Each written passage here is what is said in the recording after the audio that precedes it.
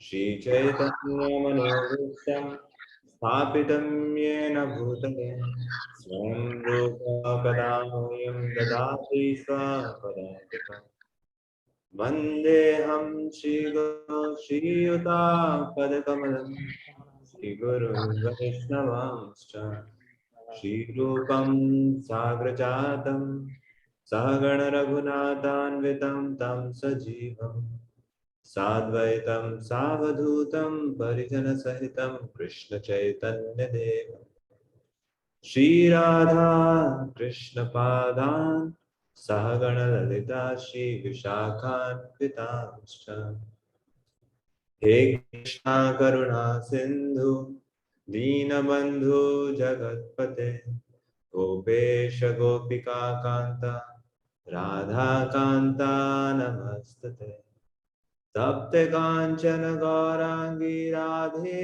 वृंदावनेश्वरी वृषभानुसुते देवी प्रणमामि हरिप्रिये वाञ्छाकल्पतरुभ्यश्च कृपासिन्धुभ्येव च पतितानां पावनेभ्यो वैष्णवेभ्यो नमो नमः।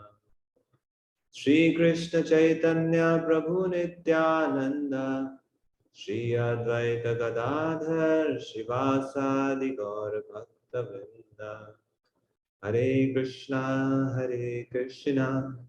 कृष्णा कृष्णा हरे हरे हरे राम राम राम हरे हरे।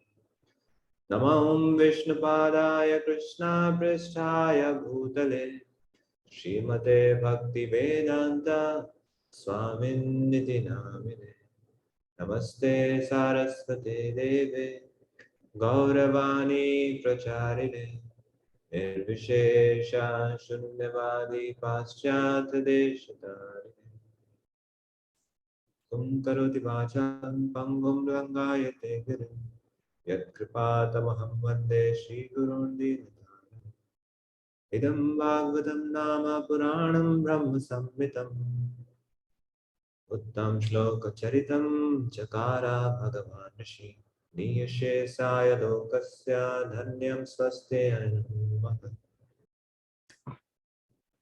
हरे कृष्ण। तो कल हमने 15 अध्याय की चर्चा की थी। आज हम अध्याय 15वें अध्याय में हमने पढ़ा किस प्रकार से भगवान इस संसार की तुलना करते हैं एक बरगद के वृक्ष से, और उस बरगद के वृक्ष की किस प्रकार क्या विशेषताएं हैं। इसकी जड़ें ऊपर हैं, इसकी टहनियां नीचे हैं और इच्छा पर ये प्रतिबिंबित है।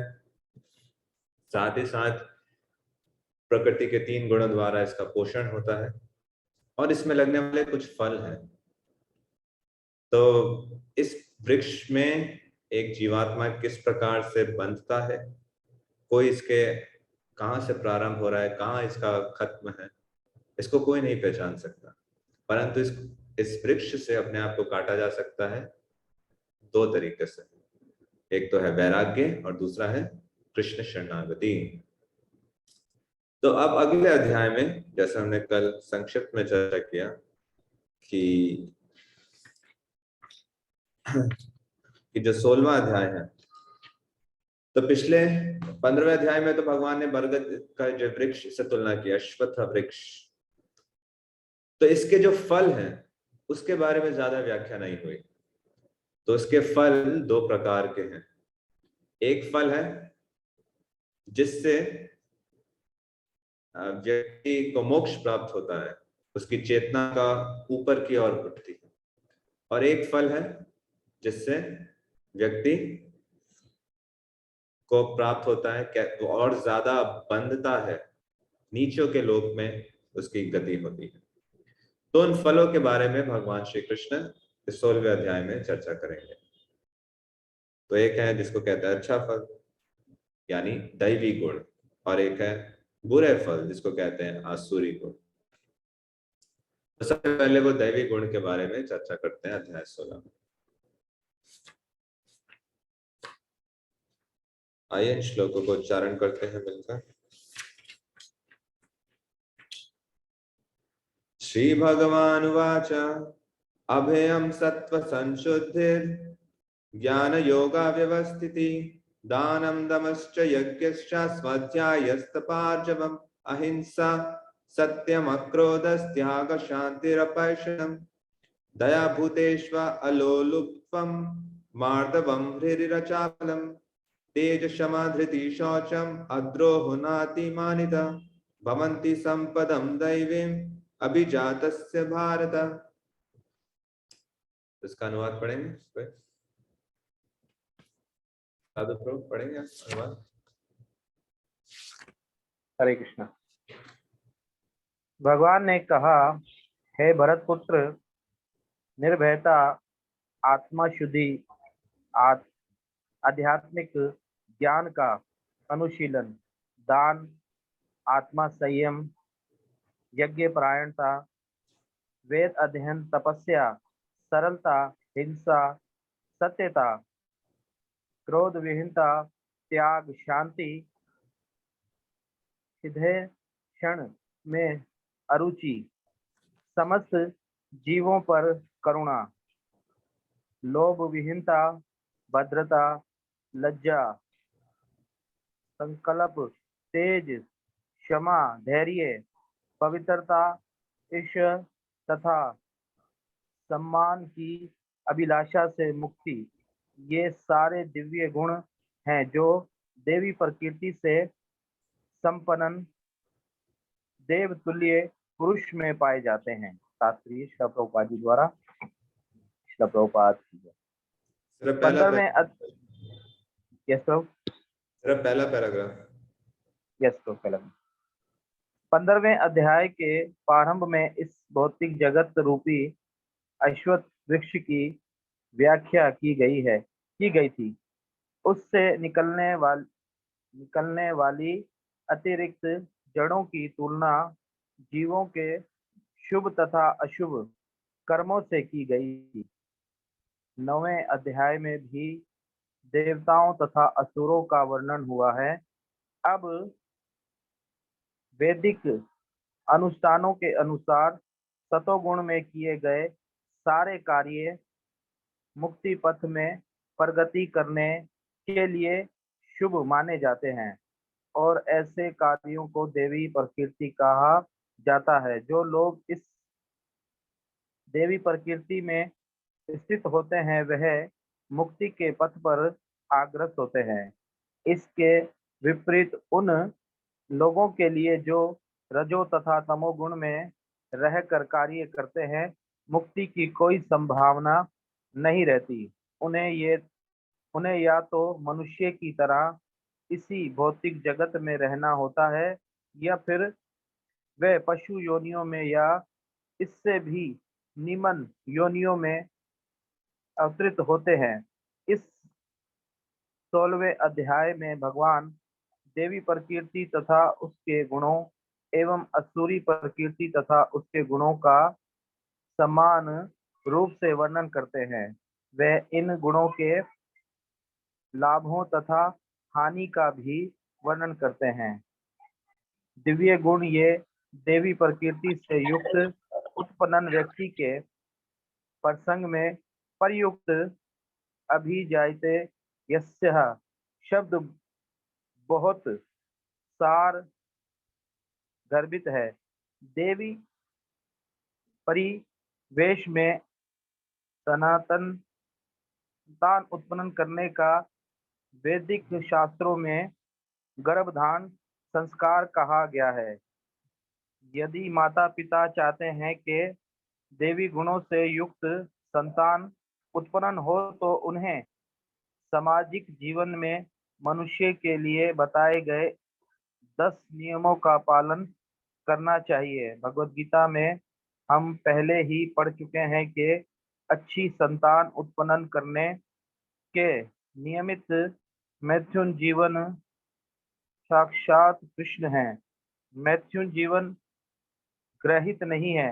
यदि इसका कृष्ण भावना अमृत में प्रयोग किया जाए तो लोग कृष्ण भावना अमृत में हैं कम से कम उन्हें तो कुत्ते बिल्लियों की तरह संतानें उत्पन्न नहीं करनी चाहिए। उन्हें ऐसी संतानें उत्पन्न करनी चाहिए जो जन्म लेने के पश्चात कृष्ण भावना भावित हो सकें।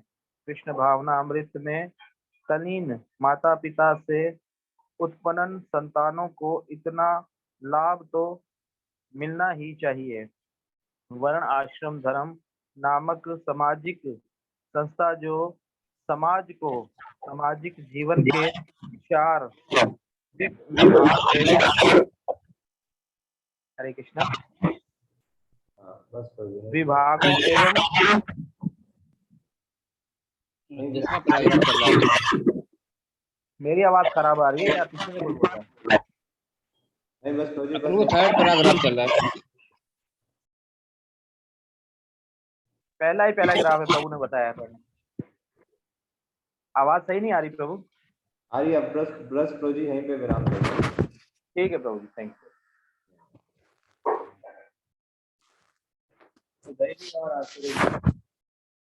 तो जैसे कि अभी हमने तात्पर्य में पढ़ा कि इस अध्याय में दैवी प्रकृति और आसुरी स्वभाव और दैवी स्वभाव के जौन जौन से गुण हैं उनका वर्णन इस श्लोक में किया गया है। 26 गुणों का वर्णन इस श्लोक में आता है। साथ ही साथ श्रील प्रभुपाद ये भी समझा रहे हैं कि पिछले अध्याय से इसमें क्या संबंध है, कि जो उस वृक्ष की एक्स्ट्रा रूट्स हैं, एक्स्ट्रा जो जड़ें हैं, उसकी तुलना की गई है जीवात्मा के कर्मों से। कुछ कर्म शुभ होते हैं, कुछ कर्म अशुभ होते हैं। साथ ही साथ ये गुण चाहे आसुरिक गुण हो चाहे दैविक गुण हो, किस प्रकार से ये पनपते हैं।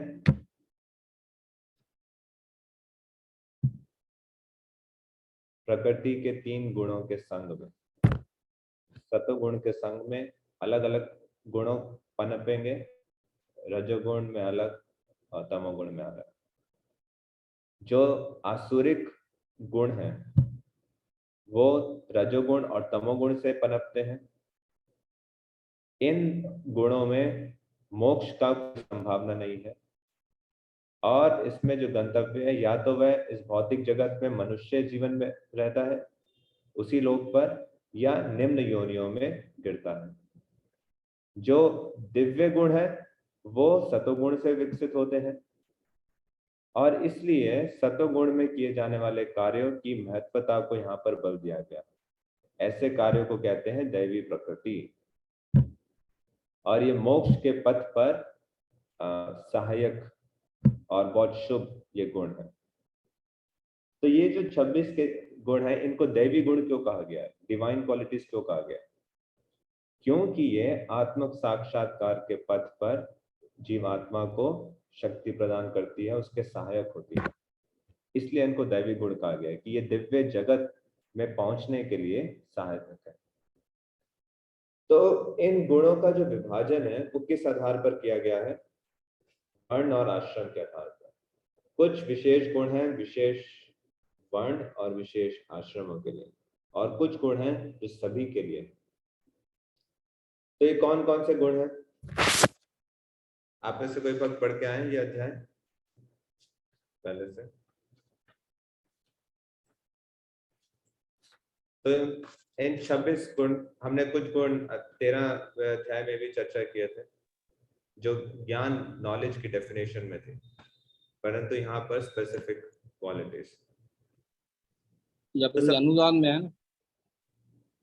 हाँ जी, अनुवाद में है ना ये गुण लिखे हुए? हाँ, अनुवाद में है। सबसे पहले है अभयम। अभयम किसके लिए है? सन्यासियों के लिए। विशेषकर किसी भी सन्यासी की पहली योग्यता है अभय। क्यों? क्योंकि उनको पूर्ण रूप से भगवान की कृपा पर आश्रित रहना होता है। उनको अकेले यात्रा करनी होती है बिना सपोर्ट की गारंटी के। तो उनको इस बात से सुनिश्चित करना होगा कि परमात्मा मुझे हर परिस्थिति में अपनी सुरक्षा प्रदान करेंगे। तो इसलिए अभयम विशेष रूप से संन्यास आश्रम के लिए। ऐसा नहीं है कि अन्य आश्रमों के लिए भी नहीं है, परंतु विशेष रूप से सन्यासी को तो निश्चित रूप से इस गुण को विकसित करना। दूसरा है सत्व संशुद्धि, इसको भी श्रील प्रभुपाद बताते हैं सन्यासियों के लिए है। इसका मतलब कठोरता से नियमों का पालन करना। सत्व संशुद्धि मतलब अपने अस्तित्व को शुद्ध करना। जैसा और विशेषकर बताते हैं कि सन्यासियों को या जो वैरागी आश्रम में है उनको स्त्री संग से दूर रहना है। और श्री चैतन्य महाप्रभु ने कितना दृढ़ उदाहरण प्रस्तुत किया सबके लिए। फिर जो तीसरा है ज्ञान योग व्यवस्थिति, यानी ज्ञान का वर्धन, कल्टीवेशन ऑफ नॉलेज। ये भी सन्यासी के लिए। सन्यासी का कर्तव्य क्या है कि दिव्य ज्ञान को अनुशीलन करना, उसको कल्टीवेट करना, साथ ही साथ उसको प्रदान करना, विशेषकर गृहस्थ आश्रम में जो भक्त है उनको। और विनम्र रहना। विनम्रता वो कैसे विकसित करते हैं? घर घर जाके भिक्षा मांगकर। वो भिक्षा मांगते हैं परंतु असली उद्देश्य क्या होता है? कृष्ण भावनामृत प्रदान करना। परंतु भिक्षा मांगने के लिए विनम्रता चाहिए। फिर है चौथा दान। दान किसके लिए है? गृहस्थ आश्रम के लिए। दान की भी अलग अलग श्रेणियां होती हैं, सतोगुण दान, रजोगुण, तमोगुण, उसको हम आगे पढ़ेंगे। परंतु यहाँ प्रभुपाद बताते हैं कि सतोगुण का दान का मतलब है सही समय, सही स्थान और सही व्यक्ति को देना। तो इसमें भेदभाव करना आवश्यक है, किस स्थान पे दे रहे हैं, किसको दे रहे हैं और किस समय को दे रहे हैं। तो गृहस्थ आश्रम में बताया गया 50% अपनी कमाई का कृष्ण भावनामृत के प्रचार में उपयोग करना है। और साथ ही साथ बताते हैं रजोगुण का दान और तमोगुण का दान एक प्रकार से समय व्यर्थ है। फिर आगे है दमा। दमा मतलब आत्मसंयम। ये विशेष करके लिए सभी आश्रमों के लिए है और उसमें से भी विशेषकर गृहस्थ के लिए, कि जिसमें यौन जीवन का उपयोग सिर्फ कृष्ण भावनामृत संतान उत्पन्न करने के लिए हो। ऐसे यौन जीवन को भगवान श्री कृष्ण कहते हैं वो स्वयं मैं हूं, जो धर्म के आधार पर किया जाए। फिर आगे छठा गुण बताते हैं यज्ञ। ये किसके लिए है? गृहस्थ। विशेषकर अग्निहोत्र यज्ञ के बारे में बताया गया। संकीर्तन यज्ञ सबसे उत्तम है। क्यों? पहला, इसमें कोई खर्चा नहीं है। दूसरा, कोई योग्यता नहीं चाहिए, कोई भी कर सकता है। तीसरा, जो लाभ भी प्रदान करता है, प्रेमा कुमार तो महान, वो सबसे उत्तम लाभ है। इसलिए संकीर्तन यज्ञ को बेस्ट यज्ञ बताया गया है।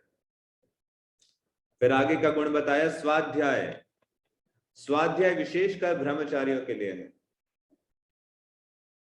कि अब ब्रह्मचारियों के लिए सेलिबेसी यानी ब्रह्मचार्य और अपने मन को स्थित करना वैदिक शास्त्रों के अध्ययन में, अपने मन को पूर्ण रूप से नियुक्त करना। तो स्वाध्याय विशेष रूप से ब्रह्मचारियों के लिए। फिर है तपस्या। ये किसके लिए? सभी के लिए, विशेष रूप से वानप्रस्थियों के लिए। मनुष्य जीवन किसके लिए मिला है? तपस्या के लिए। तपो दिव्यम पुत्र का ये न सत्वम, महाराज ऋषभदेव कहते हैं। तो इसलिए कहते हैं कि गृहस्थ जीवन से रिटायर हो जाना चाहिए लगभग 50 साल के बाद। और जो तपस्या है वो मन से, शरीर से और जीवा से की जाती है। इसके बारे में भी आगे के अध्याय में पढ़ेंगे, 17वें अध्याय में, कि शरीर की तपस्या क्या है, मन की तपस्या क्या है, जीवा की तपस्या क्या है। और विशेष रूप से श्रील प्रभुपाद ऐसे अध्यात्मवादियों की खंडन कर रहे हैं जो कहते हैं कि कुछ भी करो, तपस्या की आवश्यकता नहीं है। बट प्रभुपाद बलपूर्वक कहते हैं कि तपस्या आवश्यक है। आध्यात्मिक जीवन सिर्फ दिखावटी जीवन नहीं है, कि जहां पर व्यक्ति सिर्फ मानसिक चिंतन करता रहे और अपने फॉलोअर बढ़ाता रहे, परंतु ये जीवन है तपस्या का। फिर है सरलता। सरलता किसके लिए है? सभी के लिए, सिंपल एंड स्ट्रेट फॉरवर्ड। फिर है अहिंसा। अहिंसा के बारे में हमने 13वें अध्याय में भी चर्चा की। सभी के लिए सत्यम, सभी के लिए। सत्यम का अर्थ क्या है कि किसी भी सत्य को अपने निजी लाभ के लिए तोड़ना मरोड़ना नहीं, आधा अधूरा बताना ताकि जिससे मेरा हेतु निकल सके, वो सत्यता नहीं है।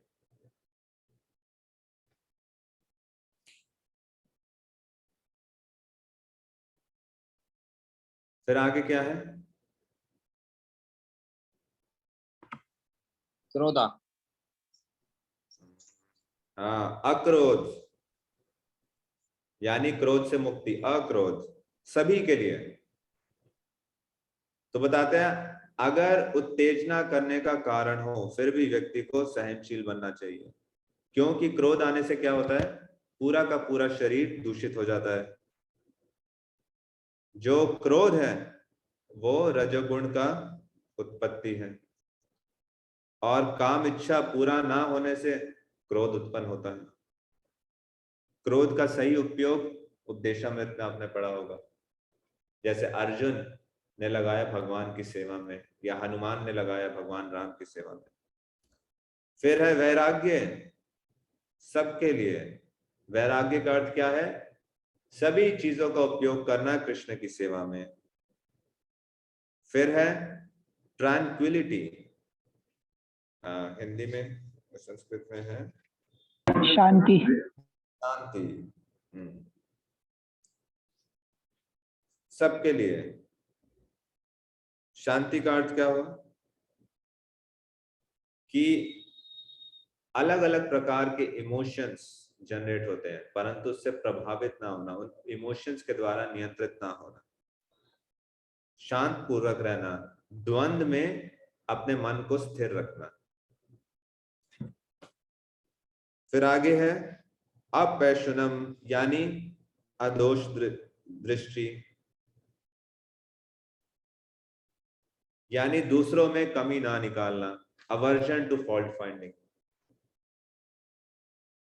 एक चोर को चोर बुलाना ये सही है, परंतु अनावश्यक किसी को करेक्शन देना, अनावश्यक किसी में अवगुण ढूंढना, ये आसुरी गुण है। तो इससे मुक्त होना दैवी गुण है।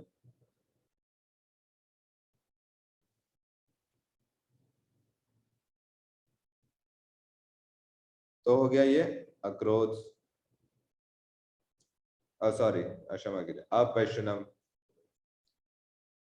श्री चैतन्य महाप्रभु क्या कहते हैं? अगर सिर्फ आप हरे कृष्ण महामंत्र जप कर लें और वैष्णव निंदा से बचें तो मैं स्वयं आपको भगवत धाम लेके जाऊं, और भक्तों के संग में तो ये और महत्वपूर्ण है। फिर आगे 16वां जो गुण है वो क्या है? दया, यानी करुणा। तो असली करुणा क्या है? आध्यात्मिक ज्ञान का वितरण करना, प्रसादम के रूप में, पुस्तकों के रूप में, हरिनाम के रूप में। फिर है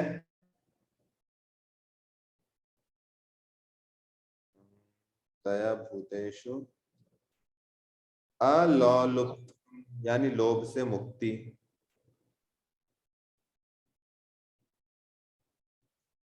ये भी सभी के लिए। उसके बाद है मार्दवम, यानी भद्रता, जेंटलनेस, कि सभी जीवात्माओं के प्रति मैत्री भाव। फिर है ह्री, यानी लज्जा, मॉडेस्टी, कोई निकृष्ट कार्य ना करना और लज्जा के दायरे में रहना। फिर है अचापलम, यानी स्टेडीनेस, यानी संकल्प, ये भी सभी के लिए है। इसका मतलब क्या हुआ? जब विफलता मिले या असफलता मिले उसमें ना तो उत्तेजित होना, ना बहुत ज्यादा परेशान हो जाना, और प्रगतिशील रहना, धैर्य बनाते हुए और संकल्प रहते हुए, दृढ़ता बनाते हुए। आपने सोचा कल से मैं मंगल आरती सुबह उठूंगा और सुबह नहीं उठ पाए तो क्या करें? निराश हो जाए और अपना प्रयास त्याग दें? नहीं, संकल्प इसलिए कहा गया है, स्टेडी, अचप, अचापलम। फिर आगे तेजस। तेजस विशेष रूप से क्षत्रियों के लिए, जो जिनको आवश्यक हो उनको सुरक्षा वो प्रदान कर सके। और क्षत्रियों के लिए विशेष रूप से कहा गया है, ऐसा नहीं कि वो अहिंसावादी बने, जहां पे हिंसा की आवश्यकता हो उसका उपयोग करें सही कारणों के लिए। फिर है क्षमा। क्षमा मतलब क्षमा कर देना सभी के लिए, परंतु विशेषकर क्षत्रियों के लिए। फिर है धृति। ये भी विशेष रूप से क्षत्रियों के लिए, सबके लिए है, विशेष रूप से क्षत्रियों के लिए। यानी जब मुश्किल परिस्थिति हो तो मानसिक, mental and emotional strength when facing difficult situation. मुश्किल परिस्थिति में मानसिक और इमोशनल स्ट्रेंथ को मेंटेन रखना, इसको कहते हैं धृति। फिर है शौचम। शौचम मतलब स्वच्छता सभी के लिए, परंतु विशेष रूप से वैश्यों के लिए। वैश्यों के लिए शौचम कैसे? कि अपना व्यापार ईमानदारी से करें, ब्लैक मार्केट में या अंडर हैंड डीलिंग ना करें। और आंतरिक और बाह्य शौच। फिर है द्वेष से मुक्ति।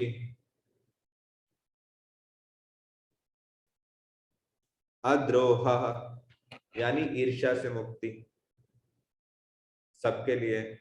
और फिर आखिरी है नाति मान्यता, यानी सम्मान की आशा से मुक्त होना। ये विशेषकर शूद्रों के लिए है, सभी के लिए है, विशेषकर शूद्रों के लिए।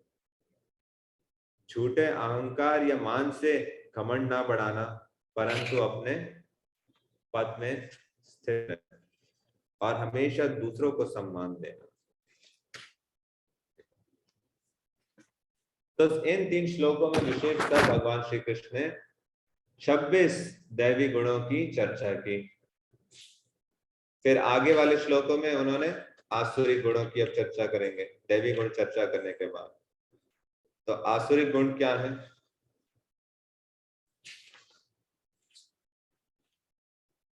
दंभो दर्पो भीमांश्च क्रोधा पौरुषमेव च, क्रोधा पारुष्यमेव च, अज्ञानं चाभिजातस्य पार्था संपदमासुरीम्, दैवी संपद विमोक्षाय निबंधाय सुरीमता, मा शुचा संपदम दैवीम् अभिजातोऽसि पांडव। इसका अनुवाद पढ़े, चौथे श्लोक का अनुवाद और तात्पर्य।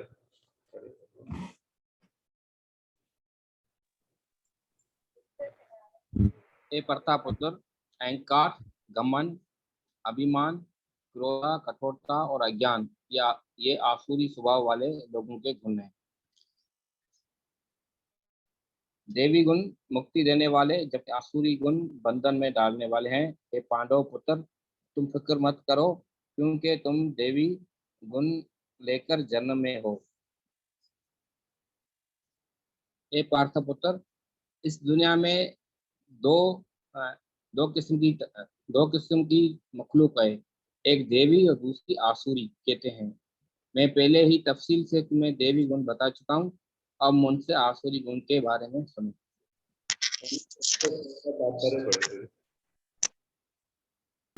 4 और 5 पढ़ना है बस। 4 और 5 इस श्लोक में नरक की तरफ जाती हुई राजमार्ग का जिक्र किया गया है। आसुरी स्वभाव वाले लोग धर्म और रूहानी साइंस में अर्थ की नुमाइश करना चाहते हैं, हालांकि वो सिद्धांतों का पालन नहीं करते। वो हमेशा किसी शिक्षा या बेपनाह दौलत पाने पर मगरूर या मुकबर होते हैं। वो चाहते हैं कि दूसरे लोग उनकी पूजा करें और इज्जत अफजाई इज्जत अफजाई की तलब करते हैं, हालांकि वो इज्जत अफजाई के मुस्तहिक नहीं होते हैं। मामूली बातों पर नाराज हो जाते हैं, नरमी से नहीं बल्कि सख्ती से बोलते हैं। वो नहीं जानते कि क्या करना चाहिए और क्या करना नहीं चाहिए। वो अपनी ख्वाहिश के मुताबिक अपनी मर्जी से हर काम करते हैं, किसी बाख्तियार को नहीं मानते।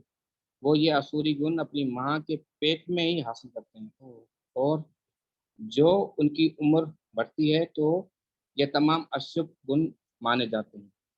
श्लोक नंबर 5 का जो है माफूम, भगवान श्री कृष्ण अर्जुन को ये बताकर उसकी हौसला अफजाई कर रहे हैं कि असुरी गुण के साथ पैदा नहीं हुआ है। लड़ाई में उसका शामिल होना असुरी नहीं है, क्योंकि वो फायदे और नुकसान पर गौर कर रहा था। वो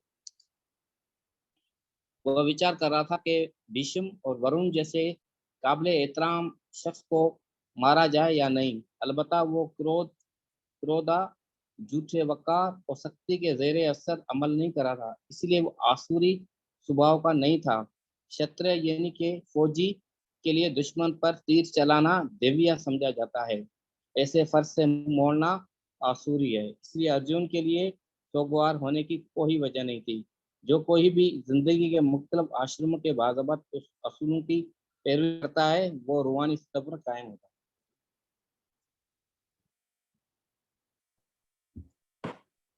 तो जो चौथा श्लोक है उसमें एक शब्द का इस्तेमाल हुआ है, दंभो दर्पोभिमानश्च क्रोध पारुष्यमेव च अज्ञानम च अभिजातस्य। अभिजातस्य का अर्थ क्या है? शब्दार्थ में आप अगर देखेंगे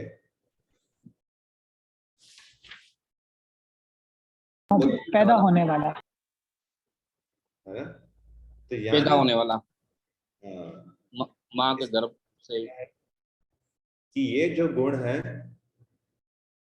एक जीवात्मा माँ के गर्भ में ही एक्वायर करता है। यानी कईयों का जन्म होता है दैवी प्रकृति के अंतर्गत, कई का जन्म होता है आसुरी प्रकृति के अंतर्गत। अभिजातस्य यानी जीवन की शुरुआत से वो इन गुणों या अवगुणों को प्राप्त करते हैं, और जैसे जैसे वो बड़े होते हैं ये गुण उनमें उनके व्यवहार में प्रदर्शित होते हैं। तो इसका मतलब ये नहीं कि इन गुणों को परिवर्तन नहीं किया जा सकता। आसुरी गुण दैवी गुण में परिवर्तित किए जा सकते हैं, दैवी गुण आसुरी गुण में परिवर्तित हो सकते हैं, परंतु एक जीवात्मा के जन्म किन्हीं एक प्रकृति में होता है और किसी एक प्रकृति के गुणों को वो एक्वायर करता है। उसके बाद आगे हम इस अध्याय के अंत में पढ़ेंगे, आखिरी श्लोक में भगवान श्री कृष्ण स्वयं बता रहे हैं कि आसुरी स्वभाव को त्याग कर कैसे देवी स्वभाव में स्थित हो सकता है।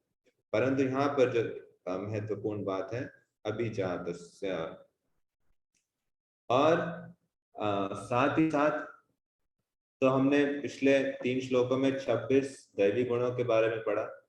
इस श्लोक में भगवान 6 आसुरिक गुणों के बारे में बता रहे हैं, जिसमें से सबसे पहला है दंभ।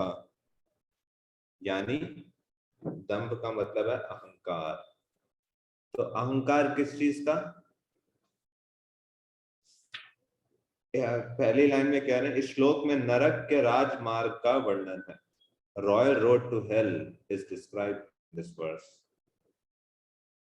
तो दंभ है कि आसुरी स्वभाव वाले लोग धर्म तथा आत्मविद्या की प्रगति का आडंबर रचना चाहते हैं, भले ही वे उनके सिद्धांतों का पालन ना करते।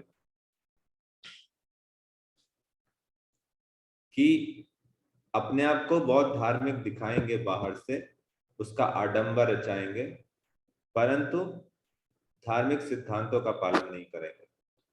यह हो गया दंभ का एक उदाहरण। फिर है दर्प यानी घमंड। किस चीज का घमंड? वे सदैव किसी शिक्षा या प्रचुर संपत्ति का अधिकारी होने का दर्प करते हैं कि मैं तुमसे ज्यादा पढ़ा लिखा हूं, मैंने शिक्षा पूरी की है, तुम अनपढ़ हो, तुम्हारी शिक्षा मेरे से कम है, इस बात का घमंड। या मैं तुमसे ज्यादा अमीर हूं, तुम गरीब हो, इस बात का उनको घमंड रहता है। ये आसुरिक स्वभाव। और कुंती महारानी भी भागवतम में कहते हैं, जन्मैश्वर्य श्रुता शिविर एधमाना मधापुमान नैवर हत्या विदातुम वै त्वाम अकिंचन गोचरम। जन्म ऐश्वर्य श्रुता शिविर, 4 चीजों का व्यक्ति को घमंड रहता है। मेरा ऊंचे कुल में जन्म हुआ है, ऐश्वर्य, मैं तुमसे ज्यादा धनी हूँ, जन्म ऐश्वर्य श्रुता शिविर, अपनी सुंदरता का बल था। तो फिर आगे बताया है तीसरा, दंभ हो गया, दर्प हो गया, अभिमानश्च, यानी अन्य अभिमान, अन्यों के द्वारा पूजा कर कि लोग मेरी पूजा करें, मेरा सम्मान करें, चाहे वो सम्मान के योग्य ना हो, फिर भी उनकी इच्छा ये रहती है कि लोग मेरा आदर सत्कार करें। इसको कहते हैं अभिमान। फिर चौथा है क्रोध। दैवी गुण था अक्रोध, आसुरिक गुण बताया गया क्रोध।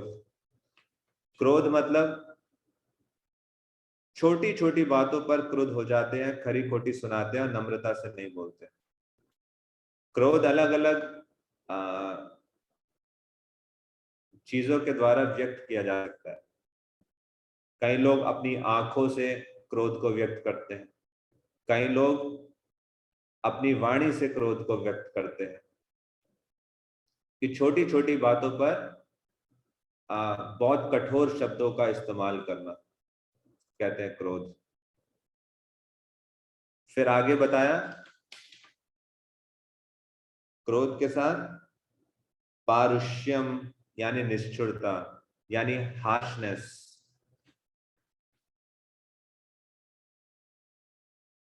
तो प्रभुपाद लिख रहे हैं, वे अपनी इच्छा अनुसार सनकवश सारे कार्य करते, किसी प्रमाण को नहीं मानते। सॉरी, ये तो अगला हो गया, इससे पहले वाला कि वे नम्रता से नहीं बोलते। हार्शनेस का मतलब विशेष रूप से उनकी जो वाणी है सदैव बहुत कठोर रहती है, बहुत तीखे शब्द बोलते हैं जो अन्यों के हृदय को चुभोएं। अज्ञानम, और तो क्रोध, हार्शनेस और अज्ञान। अज्ञान किस चीज का? उनको ये नहीं पता होता कि क्या करना चाहिए क्या नहीं करना चाहिए। सारी चीज अपने मन के अनुसार सनकवश या इच्छा अनुसार करते हैं और किसी प्रमाण को नहीं मानते। ये हो गया अज्ञान। तो इन 6 आसुरिक गुणों का वर्णन भगवान श्री कृष्ण इसमें करते हैं। उसके बाद तो अर्जुन दैवी गुण के बारे में भी सुन रहा है, आसुरी गुणों के बारे में भी सुन रहा है। तो कृष्ण अर्जुन का ये जो संशय, कि अर्जुन को अब संशय हो सकता है कि मैं इस युद्ध भूमि में भाग ले रहा हूं और मुझे सबका वध करना है, तो मैं आसुरी गुणों में हूं या दैवी गुणों में हूं। तो इसलिए भगवान श्री कृष्ण अगले श्लोक में अर्जुन के हृदय में इस संशय को मिटा रहे हैं। वो क्या कह रहे हैं? हे पृथा पुत्र, इस संसार में सृजित प्राणी 2 प्रकार के हैं। मैं पहले ही विस्तार से तुम्हें दैवी गुण बतला चुका हूं। अब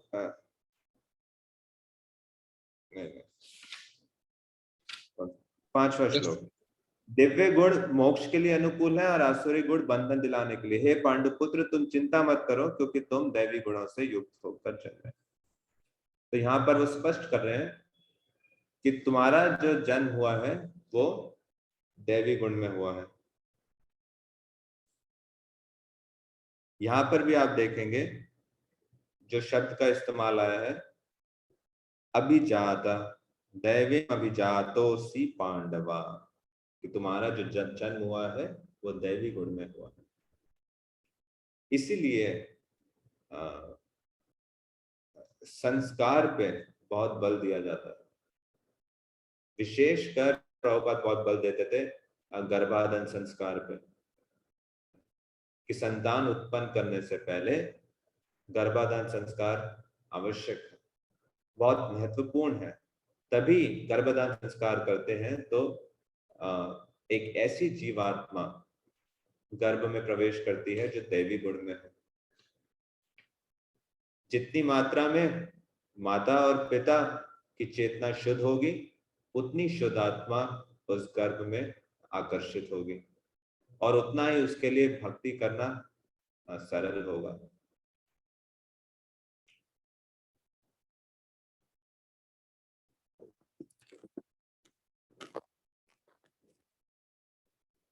तो जो इसका तात्पर्य पढ़ा हमने 5वां श्लोक का, तो किस आधार पर भगवान श्री कृष्ण कह रहे हैं कि कृष्ण कि अर्जुन का जो गुण है वो दैवी प्रकृति में हुआ, या जो वो युद्ध करने जा रहा है वो आसुरिक युद्ध नहीं है? किस आधार पर? तो इसलिए श्रील प्रभुपाद तात्पर्य में बताते हैं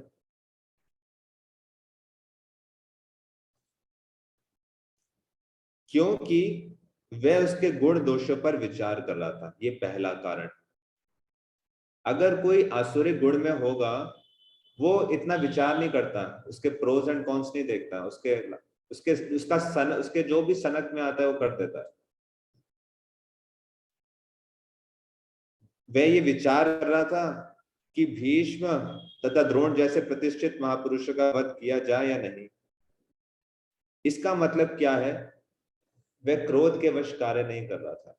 अगर देखा जाए कि अर्जुन के साथ उसके जीवन में क्या क्या हुआ था, उसकी पत्नी का अपमान हुआ था, उसके भाइयों का अपमान हुआ था, उससे उसकी सारी जायदाद छीन ली गई थी, उस पर जानलेवा हमले हुए थे, उस पर अलग अलग प्रकार की साजिश की गई थी।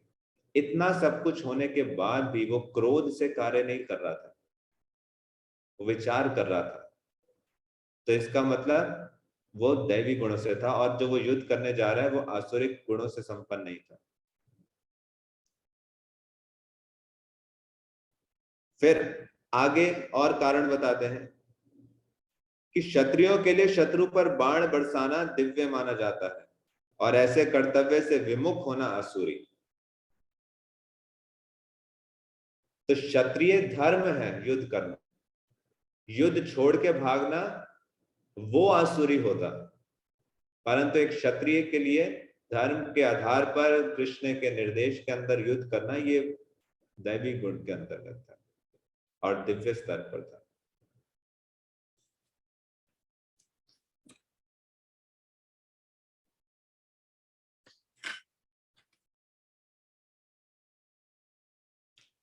तो इतना सुनने के बाद भी अर्जुन का जो शोक है वो गया नहीं। तो इसलिए भगवान श्री कृष्ण ने आगे के श्लोकों में आसुरिक गुणों की चर्चा और विस्तार से की। तो इसलिए अगले श्लोक में क्या कह रहे हैं? द्वौ भूत सर्गौ लोके स्मिन् दैवासुरैव च दैवो विस्तरशः प्रोक्ता आसुरं पार्थ मे शृणु। तो कह रहे हैं कि संसार में दो प्रकार के लोग हैं, सृजित प्राणी, दैवी तथा आसुरी। मैं पहले ही विस्तार से तुम्हें दैवी गुण बता चुका, मुझसे आसुरी गुणों के विषय में सुनो। प्रवृत्तिं च निवृत्तिं च जना न विदुरासुराः न शौचं नापि चाचारो न सत्यं तेषु विद्यते।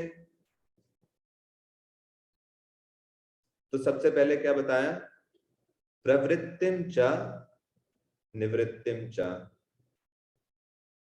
वो ये नहीं जानते क्या करना चाहिए और क्या नहीं करना चाहिए।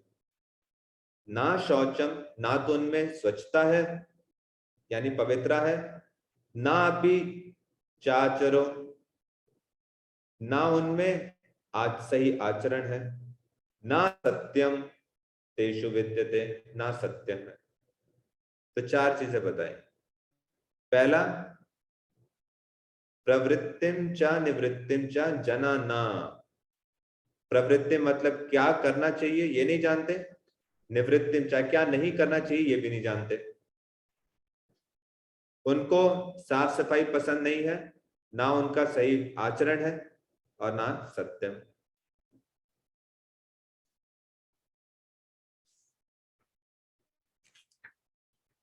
फिर अगले श्लोक में क्या बता रहे हैं? असत्यम अप्रतिष्ठन्ते जगत आहुरनीश्वरम। असत्यम, अप्रतिष्ठम, अप्रतिष्ठम मतलब आधार है। तो इस सृष्टि के बारे में उनके क्या विचार होते हैं?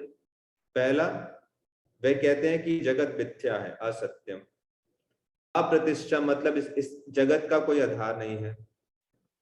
जगत आहुर अनीश्वरम, कि इसका कोई नियंत्रक नहीं है, ये बिना नियंत्रण के चल रहा है। अनीश्वरम, ईश्वर मतलब नियंता, अनीश्वरम मतलब इसका कोई नियंता नहीं है। अपरस्पर संभूतम, इसका कोई कारण भी नहीं है। अपरस्पर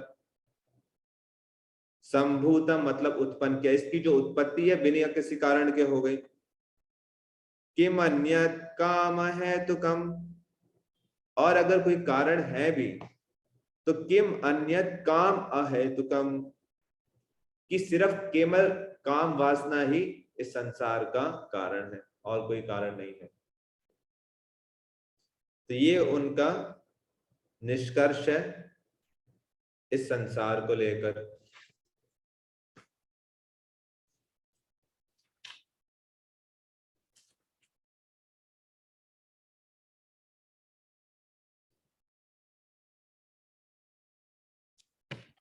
तो एक असुर का फिलॉसफी, जीवन के प्रति जो फिलॉसफी है वो इस श्लोक में दी गई। उनकी धारणाएं क्या होगी कि संसार को चलाने वाला कोई नहीं है, सारी चीज यहाँ पर झूठी है, इसका कोई आधार नहीं है, इसमें कोई ईश्वर नहीं है, और सिर्फ काम इच्छा से इस संसार की उत्पत्ति हुई है और अन्य कोई कारण नहीं।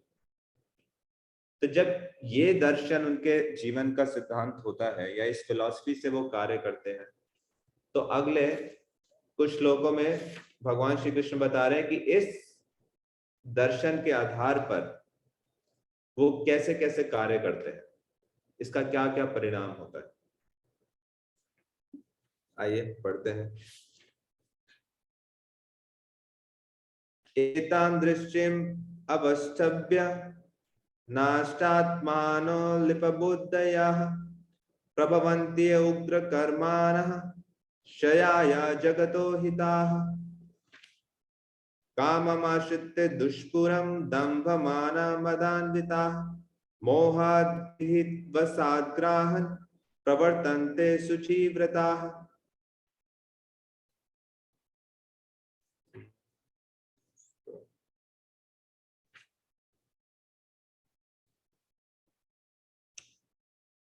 ठीक है, 9वां और 10वां श्लोक का सिर्फ अनुवाद आप पढ़िए। रुक्मिणी परिश्लोक आप पढ़ेंगे।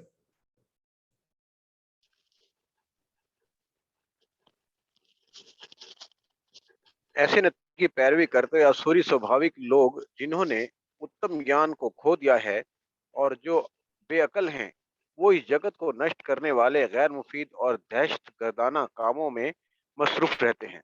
श्लोक नंबर 10।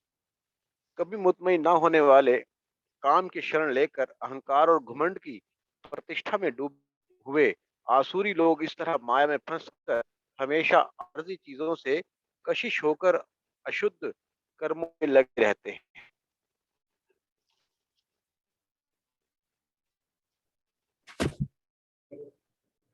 यहाँ तक किसी का कोई प्रश्न? जी प्रभु, मेरा प्रश्न था। तो चौथे श्लोक में तीन चीजें बताई हैं, चार बार बताया था।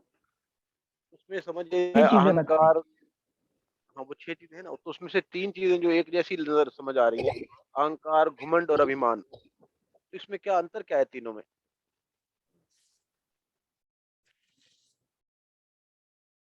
तो पहला है अहंकार। आप देखेंगे तीनों में शिला प्रभुपाद अलग अलग उदाहरण देते हैं।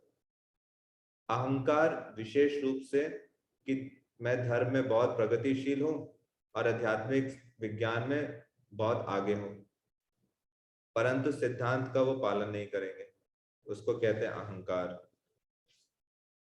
फिर है अगला क्या है? घमंड। घमंड। तो बताया कि विद्या और ऐश्वर्य का घमंड होना। एक हो गया दंभ और एक हो गया दर्प। अहंकार का विशेष रूप से प्रभुपाद उदाहरण दे रहे हैं कि आपके पास वो चीज नहीं है, फिर भी आपको अहंकार है। आप उसका वास्तविकता में पालन नहीं कर रहे, फिर भी आपको अहंकार है। दूसरा है आपके पास वो वस्तु है, परंतु उस पे आप बहुत इतरा रहे हैं, वो हो गया घमंड। फिर है अभिमान। अभिमान मतलब आप दूसरों से सम्मान पाने इज्जत। इच्छा रखते हैं, और ना सिर्फ इच्छा रखते हैं, सबको बोलते हैं कि मुझे सम्मान दो। कहते हैं ना कि they demand respect, they do not command respect, है ना। दूसरों से सम्मान डिमांड करना। मैं मंदिर का अध्यक्ष हूं, सभी को मेरा सम्मान करना चाहिए। मैं लीडर हूं, मेरा हर कोई सम्मान क्यों नहीं कर रहा? बजाय उन गुणों को प्रदर्शित करना जिससे लोग स्वतः सम्मान दें, सिर्फ अपने पद के आधार पर, अपने कुछ अचीवमेंट के आधार पर दूसरों के सम्मान को डिमांड करना, तो ये हो गया अभिमान। स्पष्ट हुआ प्रभु?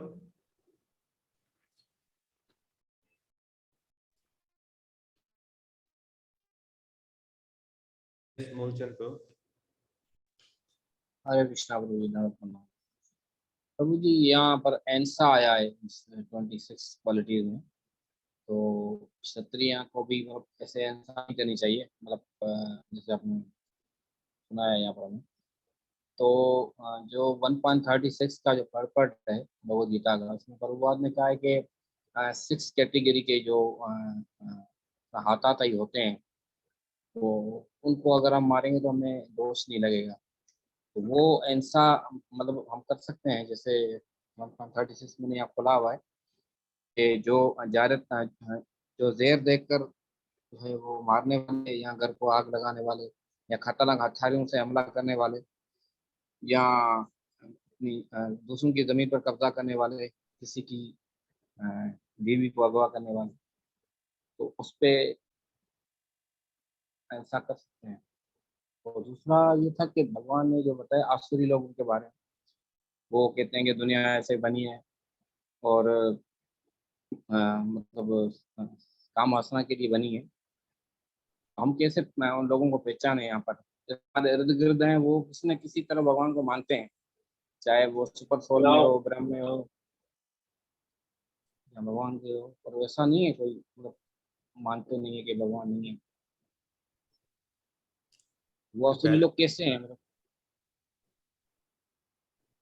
जो आपका पहला प्रश्न है हिंसा से संबंधित, हिंसा, अगर आप क्षत्रिय हैं तो हिंसा उसको करनी ही होती है अपने धर्म के अनुसार, परंतु हिंसा हमेशा एक अथॉरिटी के अंडर, प्रमाणिक अथॉरिटी की गाइडेंस में, या जब तक उससे प्रमाणित ना हो तब तक वो सैंक्शन नहीं होती। तो हिंसा विशेष रूप से क्षत्रियों के लिए है, और क्षत्रिय ब्राह्मणों के द्वारा गाइड किए जाते थे।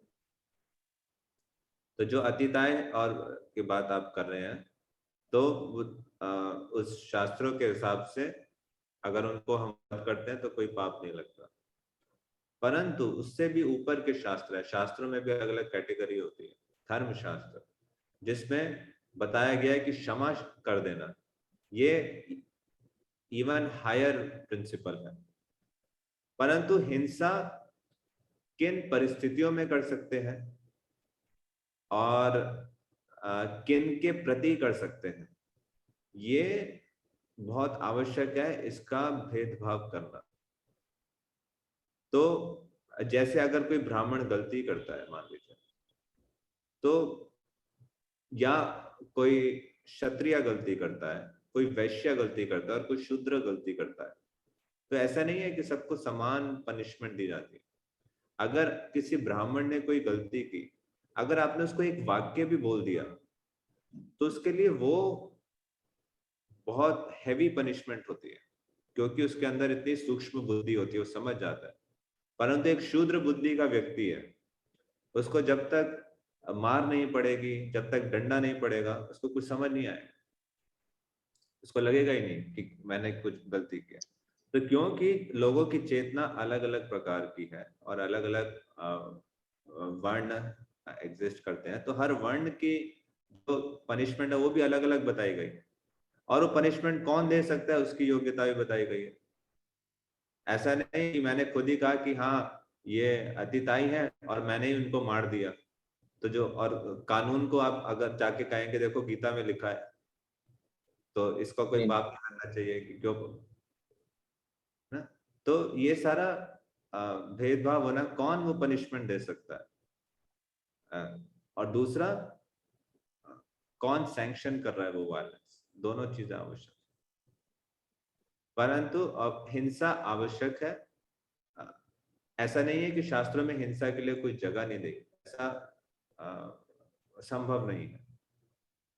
परंतु सिर्फ क्षत्रियों के लिए, और क्षत्रियों It's 9 भी o'clock. जब प्रशिक्षित होते हैं शास्त्रों के निर्देशों के आधार पर, तो वो ये भेदभाव कर सकते हैं। सेल्फ डिफेंस में या तो कंडीशन के हिसाब से कभी जरूरत हो तो फिर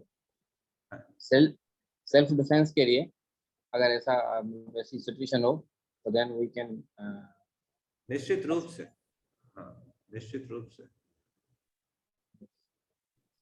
ऐसा नहीं सेकंड वन, मतलब आपका कोई मारने आ रहा है, आपके परिवार को कोई हानि पहुंचाने आ रहा है, और आप सोचे कि हिंसा है तो हम कोई कदम ना उठाए, ऐसा नहीं।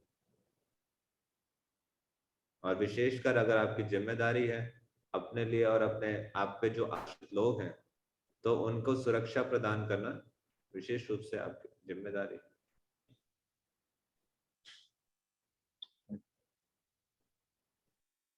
Second one my question was, जैसे भगवान ने बताया कि असुरी लोगों के बारे में, तो जो हमारे इर्द गिर्द लोग हैं वो भगवान को किसी न किसी तरीके से मानते हैं और कहते भी हैं कि भगवान की, मतलब वो तो ठीक है मायावाद की एक बात है, वो नहीं मानते कि अपना मटेरियल वर्ल्ड जो है वैसे ही बनाए, ख्याली बनाए, वो एक बात समझ में आता है। लेकिन बाकी लोगों को हम कैसे इस तरह से मतलब पहचानेंगे, जो यहाँ पर हमने भी पढ़ा, क्योंकि कोई ना कोई तो भगवान को मानता है, चाहे सुपर सोल के रूप में या ब्रह्म की ब्रह्म में या भगवान के रूप में, तो आपका किसी प्रश्न है भी। कि आसुरिक लोगों को कैसे पहचाने? यस यस यस, जो हम भी अभी हमने पढ़ा पर वो बात को। इसकी शुरुआत होती है कि अपने अंतःकरण से, कि मेरे अंदर कौन कौन से आसुरिक लक्षण है या कौन से दैवी लक्षण, कुछ भी हो सकता है। तो सबसे पहला टेस्ट है कि मेरे अंदर ऐसी कोई चीजें तो नहीं है। फिर दूसरा, आगे आने वाले हम अगले 10 श्लोकों में भगवान श्री कृष्ण बहुत विस्तार से बताएंगे। अभी तो हमने कुछ ही श्लोक में पढ़ा कि अभी आगे आने वाले श्लोकों में पढ़ेंगे और विस्तार से, तो आपको और स्पष्टता आएगी इसमें। ठीक है, हरे कृष्ण, थैंक यू। यस रुक्मिणीपति को। हरे कृष्णा प्रभु जी।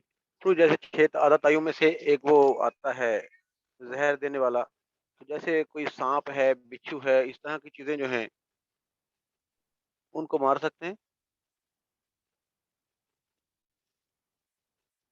श्रील प्रभुपाद जहरीले हैं। में भी उदाहरण आता है कि जब वो मायापुर में थे और एक मठ के अंदर सांप आ गया था, तो भक्ति सिद्धांत महाराज ने कहा कि उसको मार देने के लिए।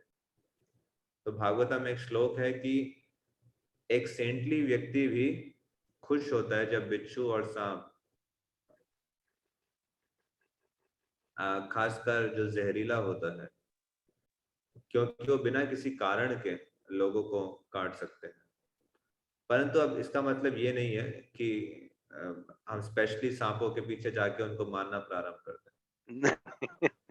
निवास स्थान पर आके आने डिस्टरबेंस हो रही है, हाँ, तो उनको मारा जाता है, बिच्छू को भी और सांप को भी।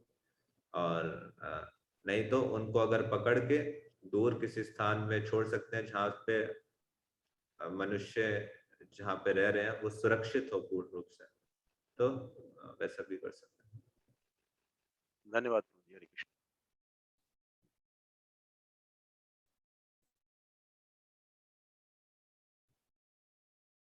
और कोई? सांप से ज्यादा प्रश्न आते हैं कि अलग अलग प्रकार के जो जीव जंतु हैं, घर में मच्छर हैं, उनको मारना चाहिए नहीं मारना चाहिए, घर में अलग अलग कीड़े हो गए हैं, जीवित हैं, उनको मारना चाहिए नहीं मारना चाहिए, है ना?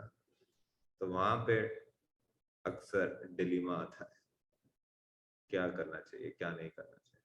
और खासकर शहरों का जीवन इसलिए बताया गया है, आसुरिक सिद्धांतों पर आधारित है। बहुत बार जितनी फैक्ट्रियां लगती हैं या जिस प्रकार की मानसिकता होती है, कोई चीज मेरे काम में है उपयोग में लाओ, नहीं है तो उसको फेंक दो, हटा दो, खत्म कर दो, या अस्वच्छता होती है।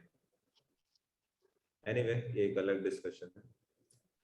और कोई प्रश्न होता है? नहीं तो आगे बढ़ते हैं। तो जो 10वां श्लोक है,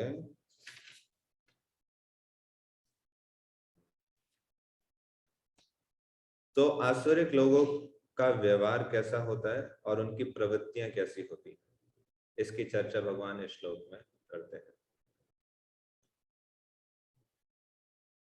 कभी न संतुष्ट होने वाले काम का आश्रय लेकर तथा गर्व के मत एवं मिथ्या प्रतिष्ठा में डूबे हुए आसुरी लोग इस तरह मोहग्रस्त होकर सदैव क्षणभंगुर वस्तुओं के द्वारा अपवित्र कर्म का व्रत लिए रहते हैं। इसका तात्पर्य पढ़ेंगे? रोहिणी नंदन प्रभु पढ़े। टीवी के पास यहाँ पर असुरी मनोवृत्ति शैतानी जहनत बयान की गई है। असुरी स्वभाव लोगों की हवस कभी मुतमईन नहीं होती। वो भौतिक इंद्रिय भोग मादी लुत्फ अंदोजी के लिए अपनी ना बुझने वाली ख्वाहिशात बढ़ाए चले जाते हैं। अगरचे वो आर्जी चीज कबूल करने के बहस हमेशा परेशानियों में डूबे रहते हैं, फिर भी वो माया की वजह से ऐसी सरगर्मियों में मसरूफियत जारी रखते हैं। इनको कोई ज्ञान नहीं है, इसलिए वो ये नहीं समझ सकते कि वो गलत रास्ते पर जा रहे हैं। आर्जी चीजें कबूल करने की वजह से वो खुद अपना भगवान तख्लीक करते हैं, खुद अपने भजन गढ़ते हैं और उनके मुताबिक कीर्तन करते हैं। उसका नतीजा ये होता है कि वो दो चीजों से ज्यादा गुरविदा होते रहते हैं, यानी काम भोग, जिनसी लुत्फानंदोजी और मादी दौलत जमा करना। लफ्ज अशुचि वर्तता इस ताल्लुक में ये बहुत अहम है, जिसका मतलब है कि अपवित्र व्रत। ऐसे असुरी लोग सिर्फ शराब, औरत, जुआ और गोश्तखोरी के कशिश होते हैं। यही उनकी अशुचि यानी अपवित्रता आदतें हैं। दंभ, गरूर और अहंकार, झूठे वकार से तगरीब पाकर वो ऐसे धार्मिक सिद्धांत बनाते हैं जिसकी मंजूरी वैदिक आदेश नहीं देते। अगरचे ऐसे असुरी लोग दुनिया के लिए काबिल नफरत होते हैं, लेकिन दुनिया में मसनूई तरीकों से झूठी इज्जत पैदा कर लेते हैं। अगरचे वो नरक की तरफ बढ़ते रहते हैं, लेकिन वो अपने आप को बहुत ज्यादा तरक्की याफ्ता समझते हैं। हरे कृष्णा। तो फिर अगले श्लोक में बताया गया कि उनका किस प्रकार का दृष्टिकोण होता है और किस प्रकार के वह कार्यों में रक्त होते हैं। अगले 2 श्लोकों में भगवान श्री कृष्ण बताते हैं। लखन प्रभु पढ़े। जी प्रभु। वे मानते हैं कि जीवन के अंतिम क्षण तक इंद्रियों की तृप्ति करना ही मनुष्य योनि का प्रधान प्रयोजन है, इसलिए उनकी चिंताओं का कभी अंत नहीं होता। आशुरों हजारों बंधनों में बंधे हुए और काम क्रोध के प्रिया हुए इंद्र तृप्ति के लिए अन्य पूर्वक धन संचयन करने की चेष्टा करते हैं। प्रभु तात्पर्य भी पढ़ना है। हाँ जी पढ़िए। असुर समझते हैं कि इंद्रियों की तृप्ति करना जीवन का परम लक्ष्य है। मरण काल की अवधि तक आजीवन उनकी यह धारण बनी रहती है। मृत्यु के बाद भी कोई जीवन है यह वे नहीं मानते और ना ही यह मानते कि इस संसार में किए कर्म के अनुसार नाना प्रकार की योनियों की प्राप्ति होती है। जीवन की उनकी अनंत योजनाएं हैं। वे योजना पर योजना बनाते रहते हैं जो कभी पूर्ण नहीं होती। हमें ऐसे ही एक आसुरी मनुष्य का प्रत्यक्ष अनुभव है जो मृत्यु के समय भी चिकित्सक से अपनी जीवन को 4 वर्ष के लिए बढ़ा देने का निवेदन कर रहा था, जिससे वह अपनी अपूर्ण योजना पूर्ण कर सके। ऐसे मूर्ख मनुष्य नहीं जानते कि कोई चिकित्सक जीवन की नियत आयु में एक क्षण की भी अभिवृद्धि नहीं कर सकता। किसी की कामना पूरी हुई है या नहीं मृत्यु यह नहीं देखती। प्रकृति का नियम इतना कठोर है कि कोई नियत काल से एक क्षण भी अधिक भोग नहीं कर सकता। ईश्वर अथवा अपने अंतर्यामी परमात्मा में श्रद्धा विहीन आसुरी स्वभाव वाला इंद्रिय तृप्ति के लिए नाना प्रकार के पाप कर्म करता है। वह नहीं जानता कि इस सब का कोई साक्षी भी है जो उसके हृदय में ही बैठा है। परमात्मा जीव के सब कार्य को देख सकते हैं। जैसे अपनी उपनिषदों में उल्लेख है, एक वृक्ष पर 2 पक्षी बैठे हैं, उनमें से एक पक्षी तो कर्म करता हुआ शाखा पर लगने वाले सुख दुख रूपी फलों को भोग रहा है, जबकि दूसरा केवल उसका साक्षी है। आसुरी मनुष्य में ना तो वैदिक शास्त्रों का ज्ञान होता है और ना श्रद्धा ही होती है। अतः परिणाम की चिंता किए बिना इंद्र तृप्ति के लिए स्वेच्छा करने में वह अपने को स्वतंत्र समझता है। आगे भी पढ़ो प्रभु। हाँ, तो अगले श्लोक का आप अनुवाद पढ़ सकते हैं। तो इसमें हमने भी पढ़ा कि जी प्रभु से उनका क्या दृष्टिकोण होता है जीवन के प्रति। दृष्टिकोण है इंद्र तृप्ति। इंद्र तृप्ति ही जीवन का मुख्य केंद्र बिंदु है, वही जीवन का परम आवश्यकता है, ऐसा उनका दृष्टिकोण है। तो किस प्रकार का कामों में लिप्त होते हैं?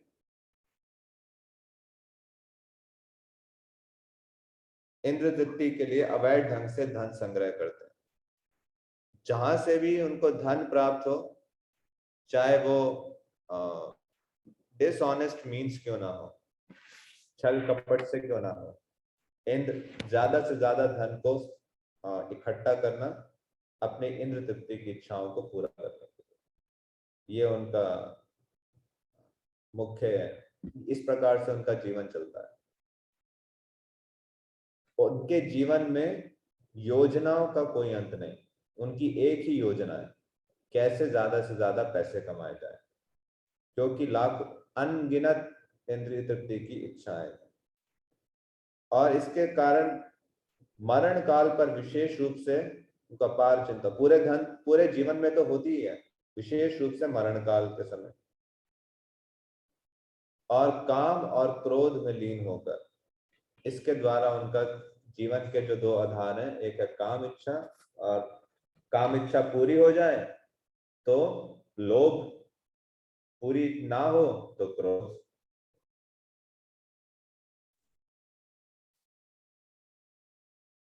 तो अगर फिर जब वो धन कमाते हैं तो धन कमाने के विषय में उनके किस प्रकार के विचार रहते हैं, वो अगले 3 श्लोकों में बताते हैं। इसका अनुवाद करूं? पढ़ूं प्रभु? हाँ जी। आसुरी स्वभाव वाले सोचा करते हैं कि मैंने आज यह धन प्राप्त किया और इस मनोरथ को भी प्राप्त करूंगा। मेरे पास इतना धन है और भविष्य में इतना और अधिक बढ़ जाएगा। वही शत्रु मेरे द्वारा मारा गया, दूसरे शत्रु को भी मारूंगा। मैं सबका ईश्वर हूँ, मैं भोगता हूँ, मैं सिद्ध हूँ, बलवान और सुखी हूँ। मैं बड़ा धनवान और ऐश्वर्यशाली कुटुंबियों वाला हूँ। मेरे समान शक्तिशाली और सुखी दूसरे कौन है? मैं यज्ञ करूंगा, मैं दान दूंगा और आनंद करूंगा। इस प्रकार के अज्ञान से ये आसुर सदा मोहित रहते हैं।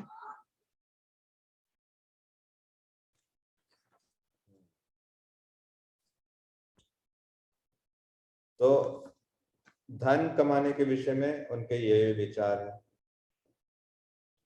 कि मैं नियंता हूं और मैं भोगता हूं, मैं बहुत शक्तिशाली हूं और मैं पूर्ण हूं, हर चीज मेरी शक्ति के द्वारा किया जा सकता है और इस प्रकार से मैं अपने धन को ज्यादा से ज्यादा बढ़ा सकता हूं। इस प्रकार से मैं अपने शत्रुओं को पराजित कर सकता हूं और उनको पराजित करने के बाद ही मैं खुश होऊंगा। साथ ही साथ उनको लगता है कि जो हर चीज है मेरे प्रयासों से पूरी की जा रही है, ये उनको लगता है कि ये उनकी सफलता है। तो अगले श्लोक में बताते हैं कि ऐसे आसुरी प्रकृति के लोगों का क्या गंतव्य होता है, उनकी क्या डेस्टिनेशन है, या वो जीवन में वास्तव में क्या प्राप्त करते हैं। तो जी प्रभु, पढ़ना है? नहीं, तो इस प्रकार अनेक चिंताओं से उद्विग्न होकर तथा मोह जाल में बंधकर वे इंद्रिय भोग में अत्यधिक आसक्त हो जाते हैं, नरक में गिरते हैं। अनेक चित्ता विभ्रांता मोह जाला समावृता। अनेक चित्ता यानी चित्ता मतलब चिंताएं, कितनी? अनेक। विभ्रांता, विभ्रांता मतलब उद्विग्न। मोह जाल समावृता, कौन से जाल में फंस जाते हैं? समावृता, घिरे होते हैं मोह जाल में।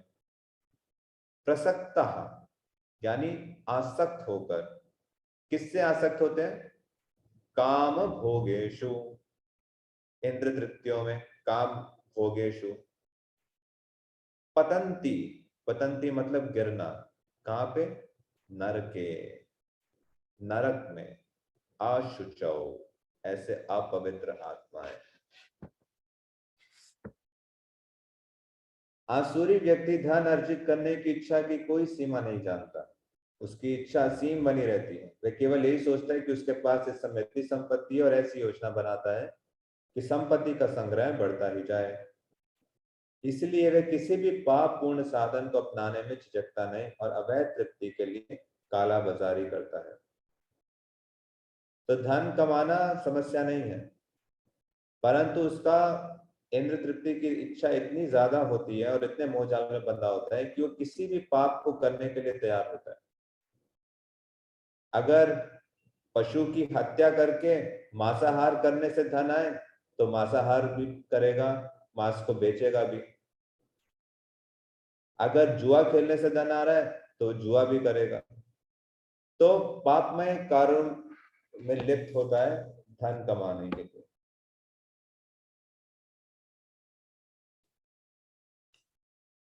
साथ ही साथ श्रील प्रभुपाद बता रहे हैं उसे अपनी शक्ति पर ही विश्वास रहता है और वह ये नहीं जानता उसे जो लाभ हो रहा है वह उसके पूर्व जन्म के पुण्य कर्मों का फल है। उसे ऐसी वस्तुओं का संचय करने का अवसर इसलिए मिला है, लेकिन उसे पूर्व जन्म के कारणों का कोई बोध नहीं होता। तो लॉ ऑफ कर्मा कैसे कार्य कर रहा है, पुण्य और पापमय कार्यों का क्या परिणाम होता है, इस सब के विज्ञान के बारे में उसको कोई ज्ञान नहीं होता।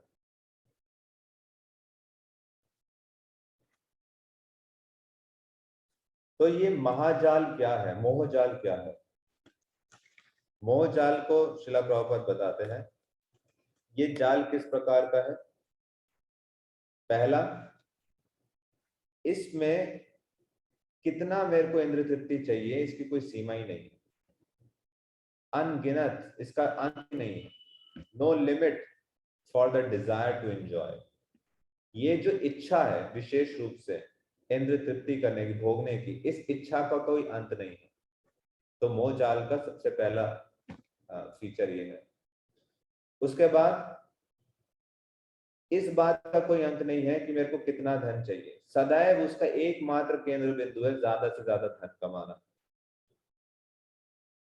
फिर आगे मोह जाल के बारे में बताते हैं, वो सोचता है कि उसके जीवन में जो भी प्रगति हो रही है उसके खुद के प्रयासों से हो रही है, ना कि कर्मों के फल से। फिर चौथा मोह जाल, कोई भी उसका कॉम्पिटिटर हो, उससे प्रतिद्वंदता करता हो, वो उसका शत्रु है। कोई बिजनेस कर रहा है, बिजनेस कोई सेम बिजनेस कर रहा है, वो उसका शत्रु है। साथ ही साथ वो उसका यज्ञ करने का विधि भी वो खुद ही निर्मित करता है। जैसे उदाहरण देते हैं रावण का, स्वर्ग में जाने की एक विधि है, प्रॉपर यज्ञ करेंगे उससे स्वर्ग जा जाता है। वो स्वर्ग तक सीढ़ी बना रहा था। उसी प्रकार से आज के वैज्ञानिक जो ऊंचे लोकों पर जाने के लिए अलग अलग यंत्र बनाते हैं, तो ये सब मोह जाल के विषय में श्रीला प्रभुपाद इस तात्पर्य में बताते हैं। फिर आगे अगले श्लोक में बताते हैं कि ऐसे आसुरिक लोगों का किस प्रकार से हिपोक्रिटिकल नेचर होता है। हिपोक्रिटिकल मतलब करना कुछ, दिखाना कुछ, अंदर से कुछ और बाहर से कुछ और। तो ये है 17वें श्लोक में क्या कहते हैं भगवान, आत्मसंभाविता स्तब्धा धन मान मद अन्विता यजन्ते नाम यज्ञस्ते दंभे नाम विधि पूर्वकम। अपने को श्रेष्ठ मानने वाले तथा सदैव घमंड करने के लिए संपत्ति तथा मिथ्य प्रतिष्ठा से मोहग्रस्त लोग किसी विधि विधान का पालन ना करते हुए कभी कभी नाम मात्र के लिए ही बड़े ही गर्व के साथ यज्ञ करते हैं। आत्मसंभाविता यानी अपने आप को मानते कि मैं श्रेष्ठ हूं, आत्मसंभाविता। स्तब्धा, स्तब्धा मतलब घमंडी। तो अपने आप को श्रेष्ठ मानते हैं और इस बात का घमंड होता है। किस बात का घमंड है? धन मन मदान्विता, धन मान का यानी धन और झूठी प्रतिष्ठा, मद उसके मद में, अन्विता मतलब लीन होकर, धन के झूठी प्रतिष्ठा के मद में, इसके पागलपन में लीन होकर क्या करते हैं? यजन्ते, यज्ञ करते हैं। कैसा यज्ञ? नाम यज्ञस्ते, सिर्फ नाम मात्र के लिए। कोई यज्ञ करेंगे, बड़ा बड़ा मेरा होर्डिंग लगेगा, लोगों को लगेगा ये मैंने ये यज्ञ कराया, परंतु साथ ही साथ क्या होगा? दंभेन अविधि पूर्वकम।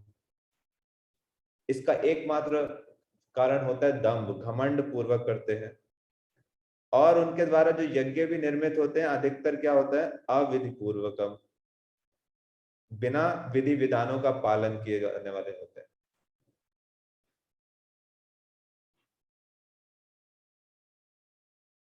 तो ऐसे कार्यों में लिप्त जितना पिछले श्लोकों में भगवान श्री कृष्ण ने वर्णन किया, तो इसका परिणाम क्या होता है?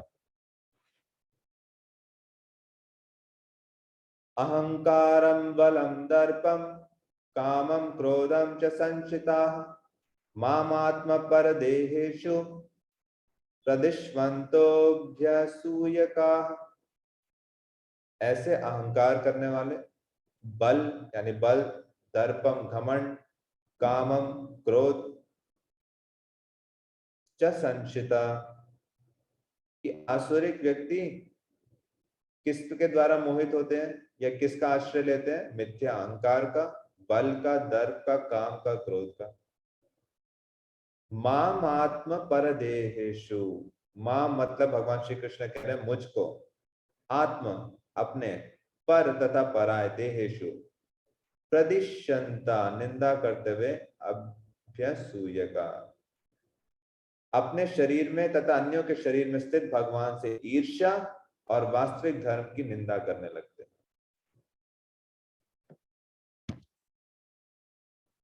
तो यानी इन सब चीजों का शरण लेने के कारण वो मोहित होते हैं, भगवान से द्वेष करते हैं, वो उन भगवान से जो उसके खुद के शरीर में स्थित है, विद्यमान है और अन्य शरीरों में भी विद्यमान है, और असली धर्म सिद्धांतों की वो निंदा करते हैं। ये उनके आसुरिक कार्यों का परिणाम होता है। मिथ्या अहंकार, बल, दर्प, काम तथा क्रोध, इसका वो आश्रय लेते हैं, इसके फलस्वरूप भगवान से द्वेष करते हैं, अन्य जीवों से द्वेष करते हैं और असली जो धार्मिक सिद्धांत है उसकी वो निंदा करते हैं, क्योंकि उनके मत में वही सबसे श्रेष्ठ है। अन्य व्यक्ति श्रेष्ठ थोड़ी है, भगवान श्रेष्ठ थोड़ी है, खुद श्रेष्ठ है ना। उनका विश्वास शास्त्रों में होता है, शास्त्रों से, भगवान के अस्तित्व से, दोनों से ही ईर्ष्या करते हैं। अन्य जीवधारियों के प्रति हिंसा करते हैं। भगवान को नियंता नहीं मानते, इसलिए उसको कोई चिंता ही नहीं है क्योंकि ज्ञान नहीं है, और मानते हैं कि हर कार्य में वे स्वतंत्र हैं और शक्तिमान है। शक्ति, बल या संपत्ति में उन सोचते हैं कि कोई मेरा मुकाबला नहीं कर सकता। इसका मतलब वो कोई भी कार्य करें, उनको कोई रोक नहीं सकता। मुझे कौन रोक सकता है? मेरे पास तो इतना धन है, इतना बल है, और पाप की वो परवाह नहीं करते, शास्त्रों को मानते नहीं। और अगर कोई मान लो उनको उनके उद्देश्य में आगे बढ़ने से कोई रोके भी, तो तुरंत उनका शत्रु है और अपने शक्ति से उसको छिन्न भिन्न करने की वो योजना बनाता है।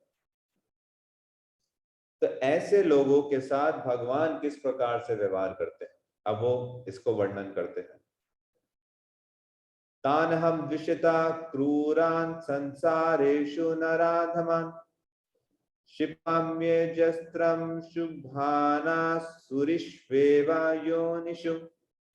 तान मतलब उनको, अहम मैं, द्विषिता जितने ऐसे ईर्ष्यालु लोग हैं, क्रूर लोग हैं, और इस संसारेषु, इस संसार में नर अधमान ऐसे अधम मनुष्यों को मैं क्या करता हूं? क्षिपामि डालता हूं, किसमें? अशुभान अशुभ योनियों में, आसुरीषु योनेषु। जो लोग ईर्ष्यालु तथा क्रूर हैं और नराधम है, उन्हें मैं निरंतर विभिन्न आसुरी योनियों में, भव सागर में डालता रहता। इसका मतलब तात्पर्य की पहली लाइन में प्रभुपाद कह रहे हैं, श्लोक में स्पष्ट इंगित हुआ है कि किसी जीव को किसी विशेष शरीर में रखने का परमेश्वर को विशेष अधिकार प्राप्त है। तो आसुरी लोग चाहे भगवान की श्रेष्ठता स्वीकार करें या ना करें, अपने सनक के अनुसार कर्म करें, परंतु उनका जो अगला जन्म है वो उस पर निर्भर नहीं रहेगा, वो भगवान निर्णय करेंगे।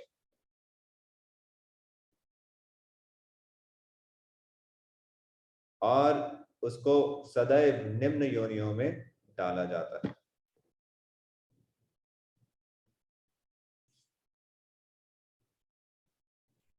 साथ ही साथ एक रूप तो ये इस प्रकार से उनके साथ व्यवहार करते हैं, और अगले श्लोक में क्या कह रहे हैं कि ऐसे व्यक्ति आसुरिम योनिम आपन्ना मूढ़ा जन्मनि जन्मनि, जो ऐसे मूर्ख लोग हैं, जन्मनि जन्मनि, जन्म जन्मांतर में वो क्या करते हैं? माम अप्राप्यैव कौन्तेय, वो मुझे कभी भी प्राप्त नहीं कर पाते। ततो, और तत्पश्चात यान्ति अधमाम गतिम, यानी वो अधम गतियों, अधम योनियों में जाते रहते हैं, अंधकार की ओर बढ़ते रहते हैं और मुझे कभी प्राप्त नहीं कर पाते। तो जितनी भी योनियां हैं वो नीचे की योनियों में, एक योनि के बाद दूसरी योनि, नीचे की योनियों में धकेले जाते हैं और भगवान को प्राप्त नहीं करते। तो प्रभुपाद तात्पर्य में लिख रहे हैं, कभी कभी परमेश्वर असुरों का वध करते हैं, लेकिन ये वध भी उनके लिए कल्याणकारी होता है, क्योंकि भगवान जब वध करते हैं किसी का तो उससे उसको मुक्ति मिल जाती है। इतिहास में ऐसे असुरों के अनेक उदाहरण प्राप्त हैं, रावण, कंस, हिरण्यकशिपु, जिन्हें मारने के लिए भगवान ने विविध अवतार धारण किए। अतएव असुरों पर ईश्वर की कृपा तभी होती है जब वे इतने भाग्यशाली होते हैं कि ईश्वर उनका वध करे, अन्यथा कोई उद्धार का मौका नहीं।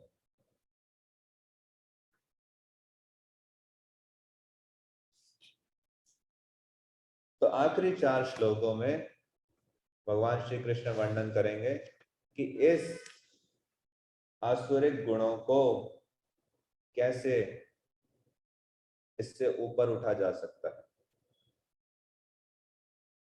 और शास्त्रों का क्या महत्व है हमारे जीवन में।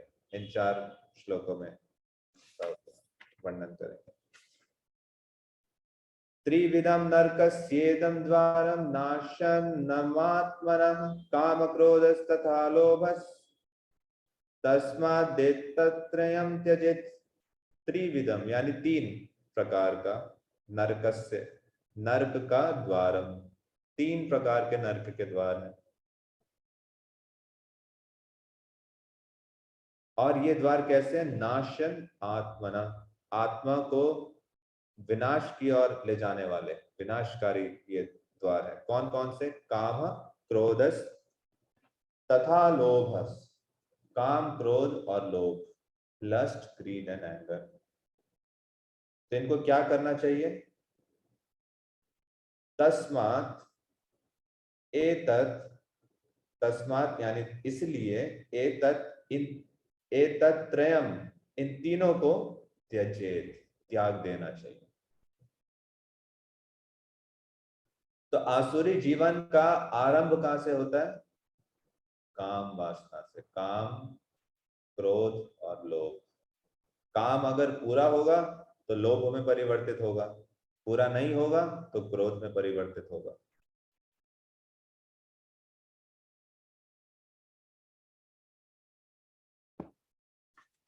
फिर आगे क्या बता रहे हैं? अगर कोई इनसे बच जाता है, इन तीनों से, तो क्या होता है? ऐतर विमुक्त कौन्तेय तमो द्वार विस्त्र भी नरः। तो इन त्रिभी यानी इन तीनों प्रकार के द्वारों से जो बच जाता है, ऐसा नर आचार्य आत्मना श्रेयस ततो याति पराम गतिम। तो वो व्यक्ति क्या करता है?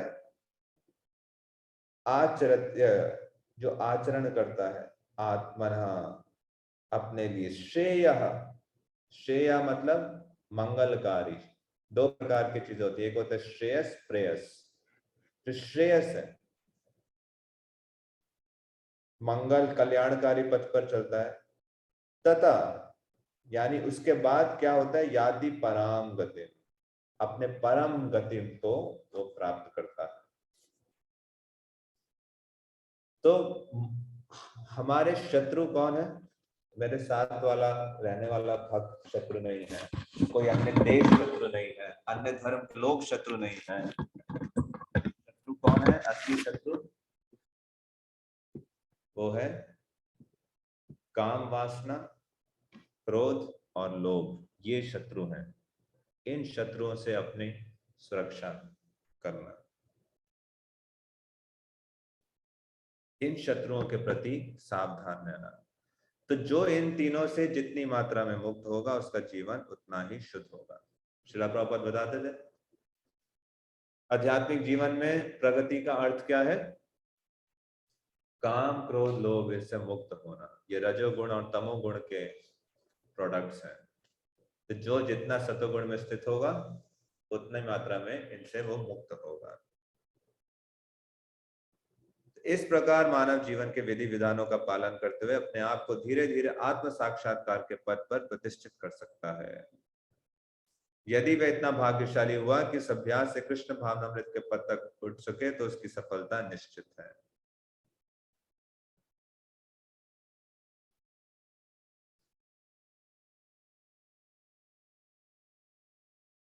अब साथ ही साथ इन तीनों द्वारों से बचना तब तक संभव नहीं है जब तक व्यक्ति शास्त्रों पर आधारित जीवन को जिए, या शास्त्रों में जो उसका धर्म वर्णन किया गया है जब तक उसके आधार पर वो नहीं जीता तब तक इन तीनों द्वारों से बचना मुमकिन नहीं है। इसलिए आखिरी 2 श्लोकों में भगवान श्री कृष्ण शास्त्रों का वर्णन करते हैं और शास्त्रों में वर्णित जो उसका धर्म है उसकी महत्वता पर बल देते हैं। तो उसमें भगवान श्री कृष्ण क्या कह रहे हैं? यह शास्त्रा विधि उत्सृज्य वर्तते काम कारता न च सिद्धिम अवाप्नोति न सुखम न पराम गतिम। यह मतलब जो व्यक्ति शास्त्र विधि, जो शास्त्रों में विधियां दी गई हैं, उत्सृज्य उनका त्याग कर देता है, वर्तते काम कारता और काम किससे उत्तेजित होकर करता है? काम वासना से, अपने मनमाने ढंग से शास्त्रों की विधियों पर ध्यान नहीं देता, उनको नहीं मानता।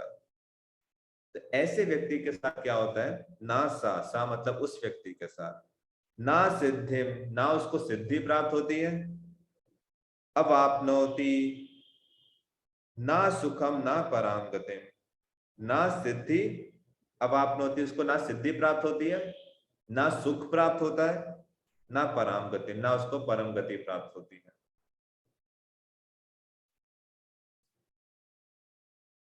तो इसका जो दूसरा पैराग्राफ है अगर आप उसको पढ़े तात्पर्य में, प्रभुपाद लिख रहे हैं काम कारता शब्द अत्यंत सार्थक है। जो व्यक्ति जानबूझकर नियमों का अतिक्रमण करता है वह काम के वश में होकर कर्म करता है। वह जानता है कि ऐसा करना मना है लेकिन फिर भी वह ऐसा करता है, इसको स्वेच्छाचार कहते हैं। ये जानते हुए कि अमुक काम करना चाहिए फिर भी वह उसे नहीं करता है, इसलिए उसे स्वेच्छाचारी कहा जाता है। ऐसे व्यक्ति अवश्य ही भगवान द्वारा दंडित होते हैं। ऐसे व्यक्तियों को मनुष्य जीवन की सिद्धि प्राप्त नहीं हो पाती। मनुष्य जीवन तो अपने आप को शुद्ध बनाने के लिए है, किंतु जो व्यक्ति विधि विधानों का पालन नहीं करता वह अपने को ना तो शुद्ध बना सकता है ना ही वास्तविक सुख प्राप्त कर सकता है। तो इसीलिए क्या करना चाहिए? तस्मात् शास्त्रम प्रमाणम ते कार्य कार्य व्यवस्थितौ ज्ञात्वा शास्त्र विधानोक्तम कर्म कर्तुम इहारसि। इसलिए अतः मनुष्य को जानना चाहिए कि शास्त्रों के विधान के अनुसार क्या कर्तव्य है और क्या अकर्तव्य है। उसे ऐसे विधि विधानों को जानकर कर्म करना चाहिए जिससे वह क्रमशः ऊपर उठ सके। इसका जो पहला पैराग्राफ है, जैसा कि 15वें अध्याय में कहा जा चुका है, वेदों के सारे विधि विधान कृष्ण को जानने के लिए हैं। यदि कोई भगवत गीता से कृष्ण को जान लेता है और भक्ति में प्रवृत्त होकर कृष्ण भावनामृत को प्राप्त होता है तो वह वैदिक साहित्य द्वारा प्रदत्त ज्ञान की चरम सिद्धि तक पहुंच जाता है। भगवान चैतन्य महाप्रभु ने इस विधि को अत्यंत सरल बनाया है। उन्होंने लोगों से केवल हरे कृष्ण महामंत्र जपने को कहा तथा भगवान की भक्ति में प्रवृत्त होकर अर्च विग्रह को अर्पित भोग का उच्छिष्ट खाने के लिए कहा। जो व्यक्ति इन भक्ति कार्यों में संलग्न रहता है उसे वैदिक साहित्य से अवगत और सार तत्व को प्राप्त हुआ माना जाता है। तो कोई कह सकता है वैदिक शास्त्र तो इतने सारे हैं, उसमें कैसे मैं पढ़ूंगा, ना मुझे संस्कृत आती है, कैसे उसको मैं पालन करूंगा? तो प्रभुपाद बहुत कृपा पूर्वक इस सभी वैदिक सिद्धांतों का सार इस तात्पर्य में प्रदान कर रहे हैं कि वेदों का अर्थ है कृष्ण को जानना। भगवत गीता जो है वेदों का सार है। इससे अगर कोई कृष्ण को जान लेता है और भक्ति में प्रवृत्त होकर कृष्ण भावनामृत में सफलता प्राप्त करता है तो वैदिक साहित्य की चरम सिद्धि को प्राप्त कर लेता है। और वही भगवान श्री कृष्ण कलयुग में स्वयं श्री चैतन्य महाप्रभु भक्त रूप में आकर बताते हैं कि कैसे उनको शरणागत किया जा सकते हैं। हरे कृष्ण महामंत्र जपना, विग्रहों को अर्पित भोग का उच्चिष्ट ग्रहण करना, और जो भक्ति कार्य जो नवदा भक्ति है इनके कार्यों में करना।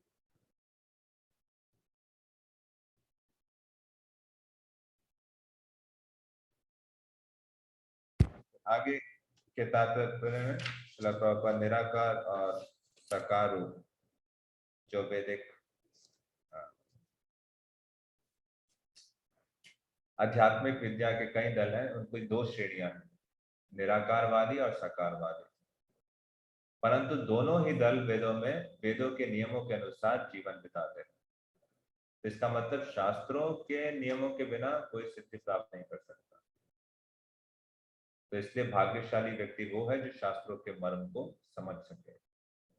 इसलिए ये पूरा कोर्स ऑर्गेनाइज किया भक्ति शास्त्र। प्रतिदिन आप समय निकाल के, सरल नहीं होता 2 घंटे कक्षा में बैठना, 2 घंटे भगवत गीता पढ़ना, उसके बाद एग्जाम देना, ओबीए करना, ये करना, परंतु इन सब का उद्देश्य क्या है? कृष्ण को जानना। हमें जो मनुष्य जीवन मिला है, एकमात्र इसका उद्देश्य यही है, कैसे मैं कृष्ण को समझ सकूं, कृष्ण से अपने संबंध को स्थापित कर सकूं। तो इस भक्ति शास्त्री कोर्स के माध्यम से इसका असली जो मुख्य उद्देश्य है, कैसे इन दैवी गुणों को अपने अंदर बढ़ाए। ये पर्पस, वो पर्पस वो तभी बढ़ सकता है जब शास्त्रों के आधार पर जीवन जिए। परंतु जब शास्त्रों के बारे में नहीं पता होगा तो उसके आधार पर कैसे जीवन जिएगा। तो इसलिए शास्त्रों से आधार पर ज्ञान अर्जित करना, उस ज्ञान के आधार पर अपने कार्यों को रक्त करना, उस चेतना से अपने कार्यों को रक्त करना और परम शक्ति को प्राप्त करना। तो इस अध्याय में वर्णन हुआ है कि कैसे जो शास्त्रों का पालन करते हैं वो अपनी परम सिद्धि को प्राप्त करते हैं, और जो शास्त्रों का पालन नहीं करते, भगवान कह रहे हैं, तो अधम गति को प्राप्त करते हैं। तो जो अगला अध्याय है श्रद्धा के विभाग, तो इस अध्याय में 16वें अध्याय में भगवान श्री कृष्ण ये स्थापित कर रहे हैं कि जो श्रद्धा रखते हैं शास्त्रों में वो दैवी गुण को प्राप्त करते हैं, और जिनमें श्रद्धा नहीं है वो आसुरी गुण को प्राप्त करते हैं। जिनके पास श्रद्धा नहीं है, ना तो उनको सिद्धि प्राप्त होगी, ना सुख प्राप्त होगा, ना इस जीवन में ना अगले जीवन में।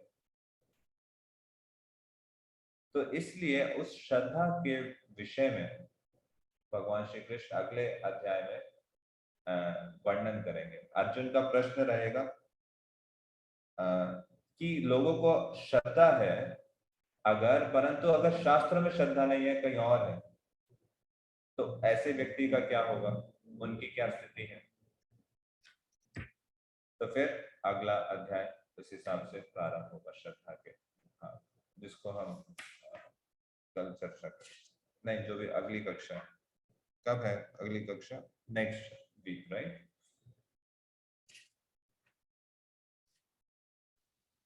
जी प्रभु, नेक्स्ट वीक में ही हो, मंडे को, 2 तारीख से, मंडे से।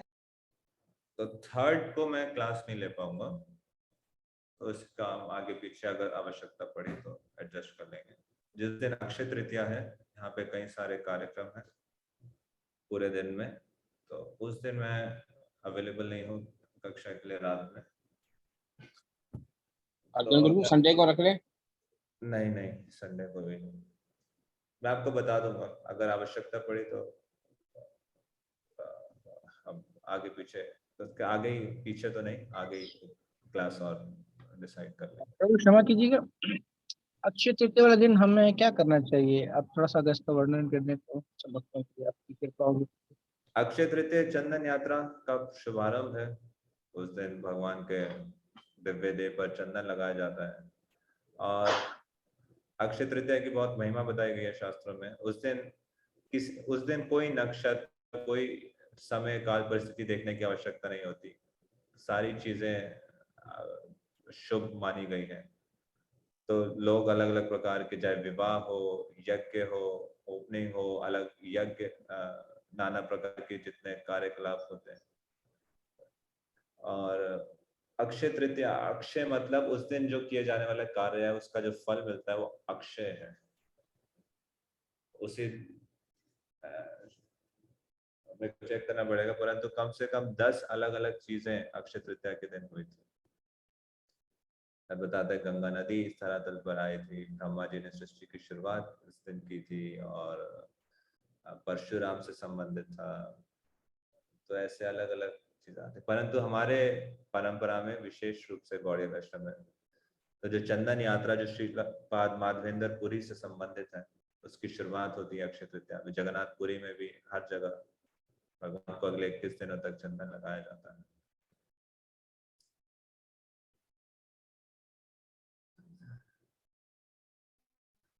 तो उस दिन जो आप प्रतिदिन कर रहे हैं उसको और प्रगाढ़ता से कर सकते हैं। यज्ञ, दान, तपस्या, इन तीनों चीजों को आप बढ़ा सकते हैं। या यज्ञ मतलब संकीर्तन यज्ञ, दान, तपस्या, कोई भी जो आप कार्य करेंगे, शुभ कार्य, भक्तिमय कार्य, तो बहुत ही पोटेंट, बहुत ही शक्तिशाली दिन है। इसको जितना आप करें उतना आपको लाभ प्राप्त होगा। हरे कृष्ण प्रभु, उस दिन व्रत वगैरह होता है क्या? नहीं, व्रत नहीं होता। अच्छा, ऑलरेडी बहुत सारे दिन है व्रत रखने के लिए।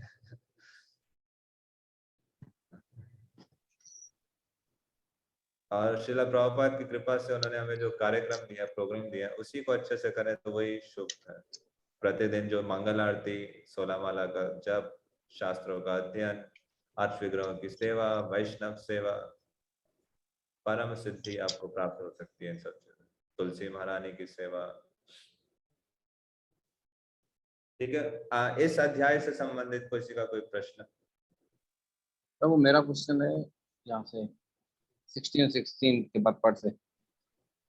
नहीं, आपने तो मना किया है ना, मुझे तो डायरेक्ट आपने मना किया। हाँ जी, पूछिए जी। अर्जुन प्रभु को अनम्यूट करें।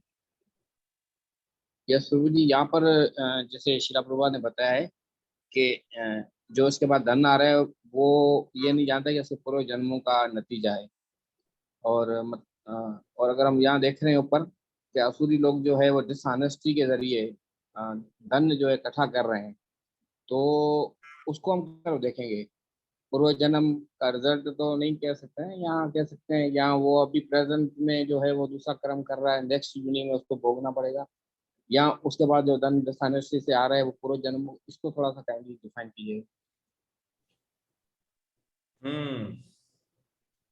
तो इसके लिए आपको कर्म कैसे कार्य करता है पूरा सेमिनार है, उसको समझना पड़ेगा।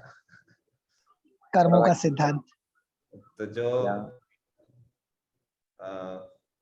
आपके जीवन में वर्तमान में परिस्थितियां हैं वो आती है पूर्व कर्म से। पूर्व जीवन में जो आपने कर्म किया हो, उस परिस्थिति में आप कैसे रिस्पॉन्ड करेंगे वो आपकी स्वेच्छा है।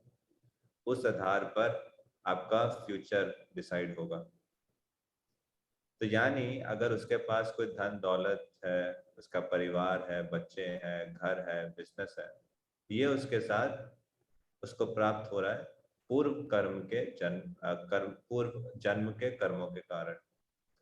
अब वो इस धन दौलत का कैसे इस्तेमाल करेगा, इसके आधार पर उसका भविष्य निर्धारित होगा।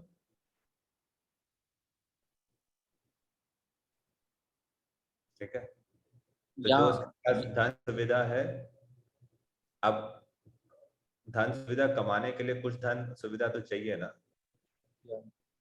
तो जो भी उसके पास पूर्व कर्मों से धन सुविधा प्राप्त हो रहा है, अगर अब उसका वो ठीक रूप से इस्तेमाल करे तो उसका एक अच्छा भविष्य हो सकता है।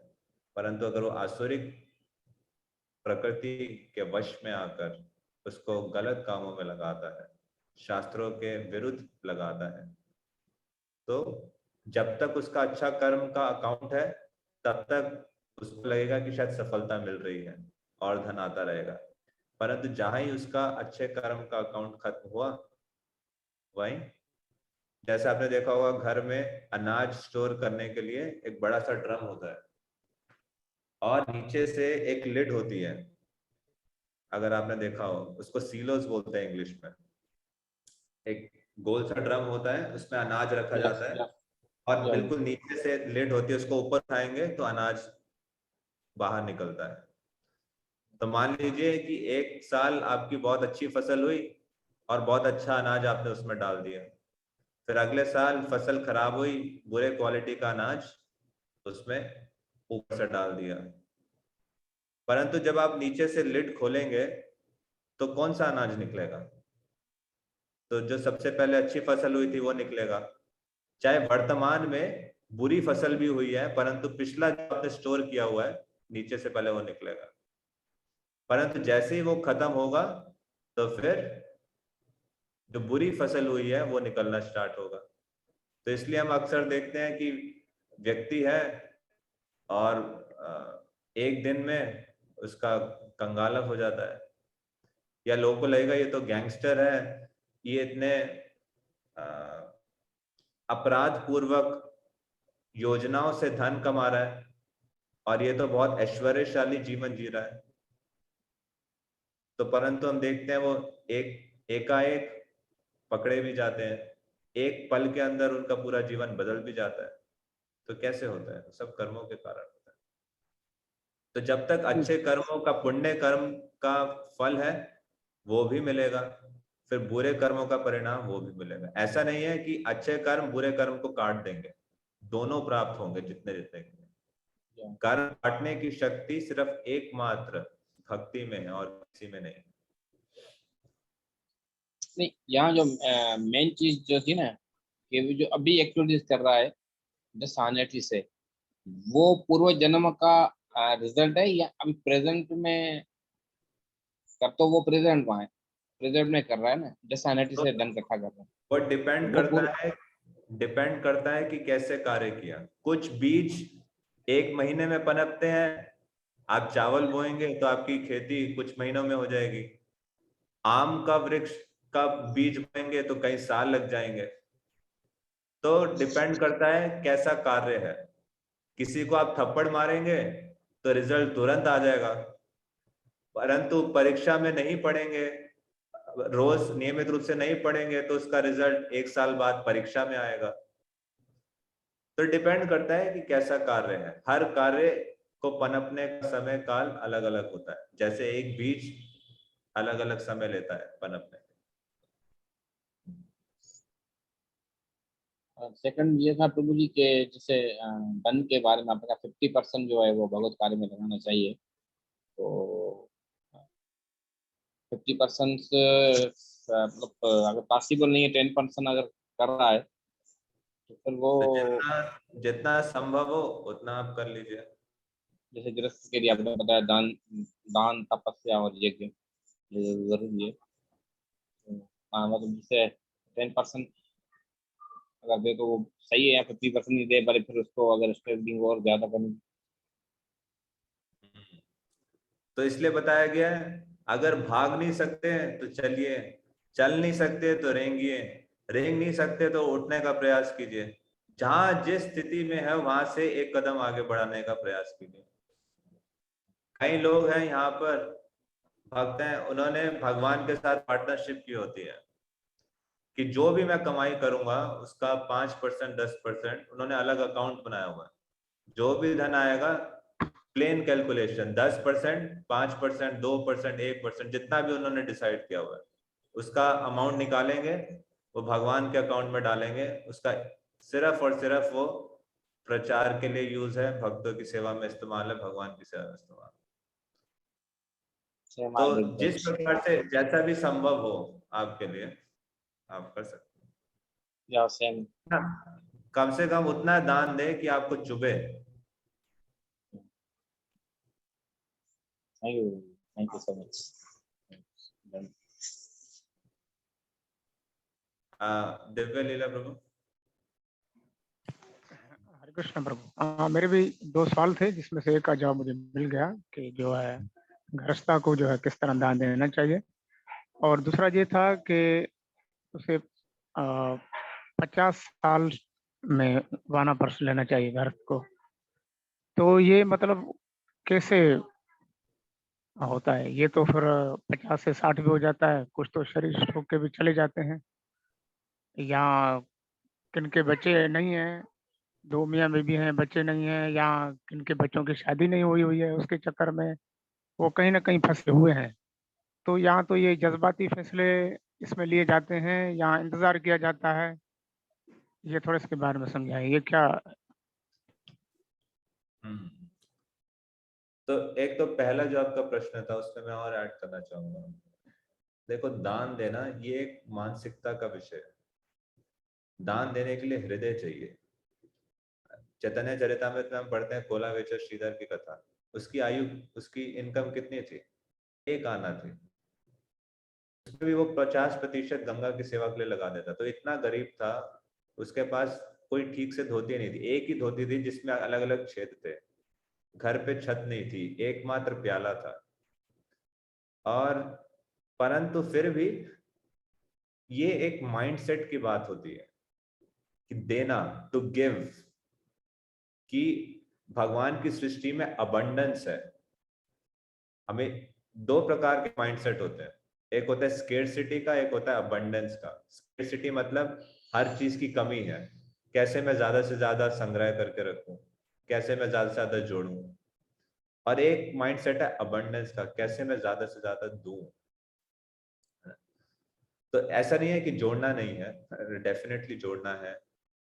शास्त्र बताता है 25% जो भी इनकम हो उसको इमरजेंसीज के लिए जोड़ के रखना चाहिए। परंतु माइंडसेट क्या होना चाहिए? अबंडेंस का। कैसे मैं हर परिस्थिति में दे सकता हूँ, चाहे दान ना हो परंतु अपना समय दूं। समय नहीं हो सकता, अपने अच्छे शब्द दूं, महामंत्र दूं। मतलब एक की मानसिकता की बात है, हृदय की बात है कि मेरा सोचने का तरीका है, आई वॉन्ट टू गिव, मैं देना चाहता हूँ। अब जो आपने दूसरा प्रश्न पूछा वानप्रस्थ से संबंधित, तो ये एक अप्रोक्सीमेट उदाहरण किया। अगर व्यक्ति 100 साल के लिए जी रहा है तो एस्टिमेट बताया, पहले 25 साल ब्रह्मचारी, अगले 25 साल गृहस्थ, उसके बाद अगले 25 साल वानप्रस्थ, अगले 25 साल सन्यास। तो अब भक्ति में अलग लोग अलग अलग समय पे जुड़ते हैं। कोई बचपन से भक्ति कर रहा है, कोई 20 साल की उम्र में जुड़ा, कोई 40 साल की, कोई 50 साल की। तो हर व्यक्ति के जीवन में ये व्यक्तिगत होगा उसको आगे कैसे बढ़ना है। इसीलिए आध्यात्मिक गुरु की आवश्यकता है। और शास्त्र में ऐसा नहीं लिखा कि जो इन सब कार्यों में फंसे हुए हैं तो उनको पूरे जीवन फंसे ही रहना है, उनको वानप्रस्थ नहीं लेना, ऐसा भी नहीं है। तो एटलीस्ट जिस भी आश्रम में रह रहे हैं उसमें वैराग्य को विकसित करना। और तप, वानप्रस्थ का मेन गुण क्या है? तपस्या। तो स्वयं के लिए, ऐसा नहीं कि परिवार के सदस्यों के लिए कि मैं कुछ कमाऊं ना गैर जिम्मेदारी से और सबको मैं उपदेश दूं वैराग्य और तपस्या का, वो बात नहीं कर रहे। जो मेरे पे आश्रित लोग हैं मैं उनका अच्छे से ध्यान रखूं, परंतु अपने व्यक्तिगत जीवन में हृदय के अंतर्करण में वैराग्य और तपस्या को कैसे मैं कल्टीवेट करूं। वो हो सकता है भगवान कृष्ण से आसक्ति को बढ़ाकर। और फिर ये इंडिविजुअल टू इंडिविजुअल डिपेंड करेगा। और आज के समय वानप्रस्थ मतलब क्या होता था? वन में जाके तपस्या का जीवन जीना। तो आज के संदर्भ में वानप्रस्थ जीवन क्या है? कम से प्रचार कम कार्य मंदिर करना। जाकर सेवा करना, या किसी तीर्थ यात्रा में निकलना, प्रचार के कार्यों में ज्यादा से ज्यादा समय देना, भगवान की सेवा में जुड़ना, है ना? ठीक है प्रभु, दिव्य लीला प्रभु। धन्यवाद। कोई और प्रश्न?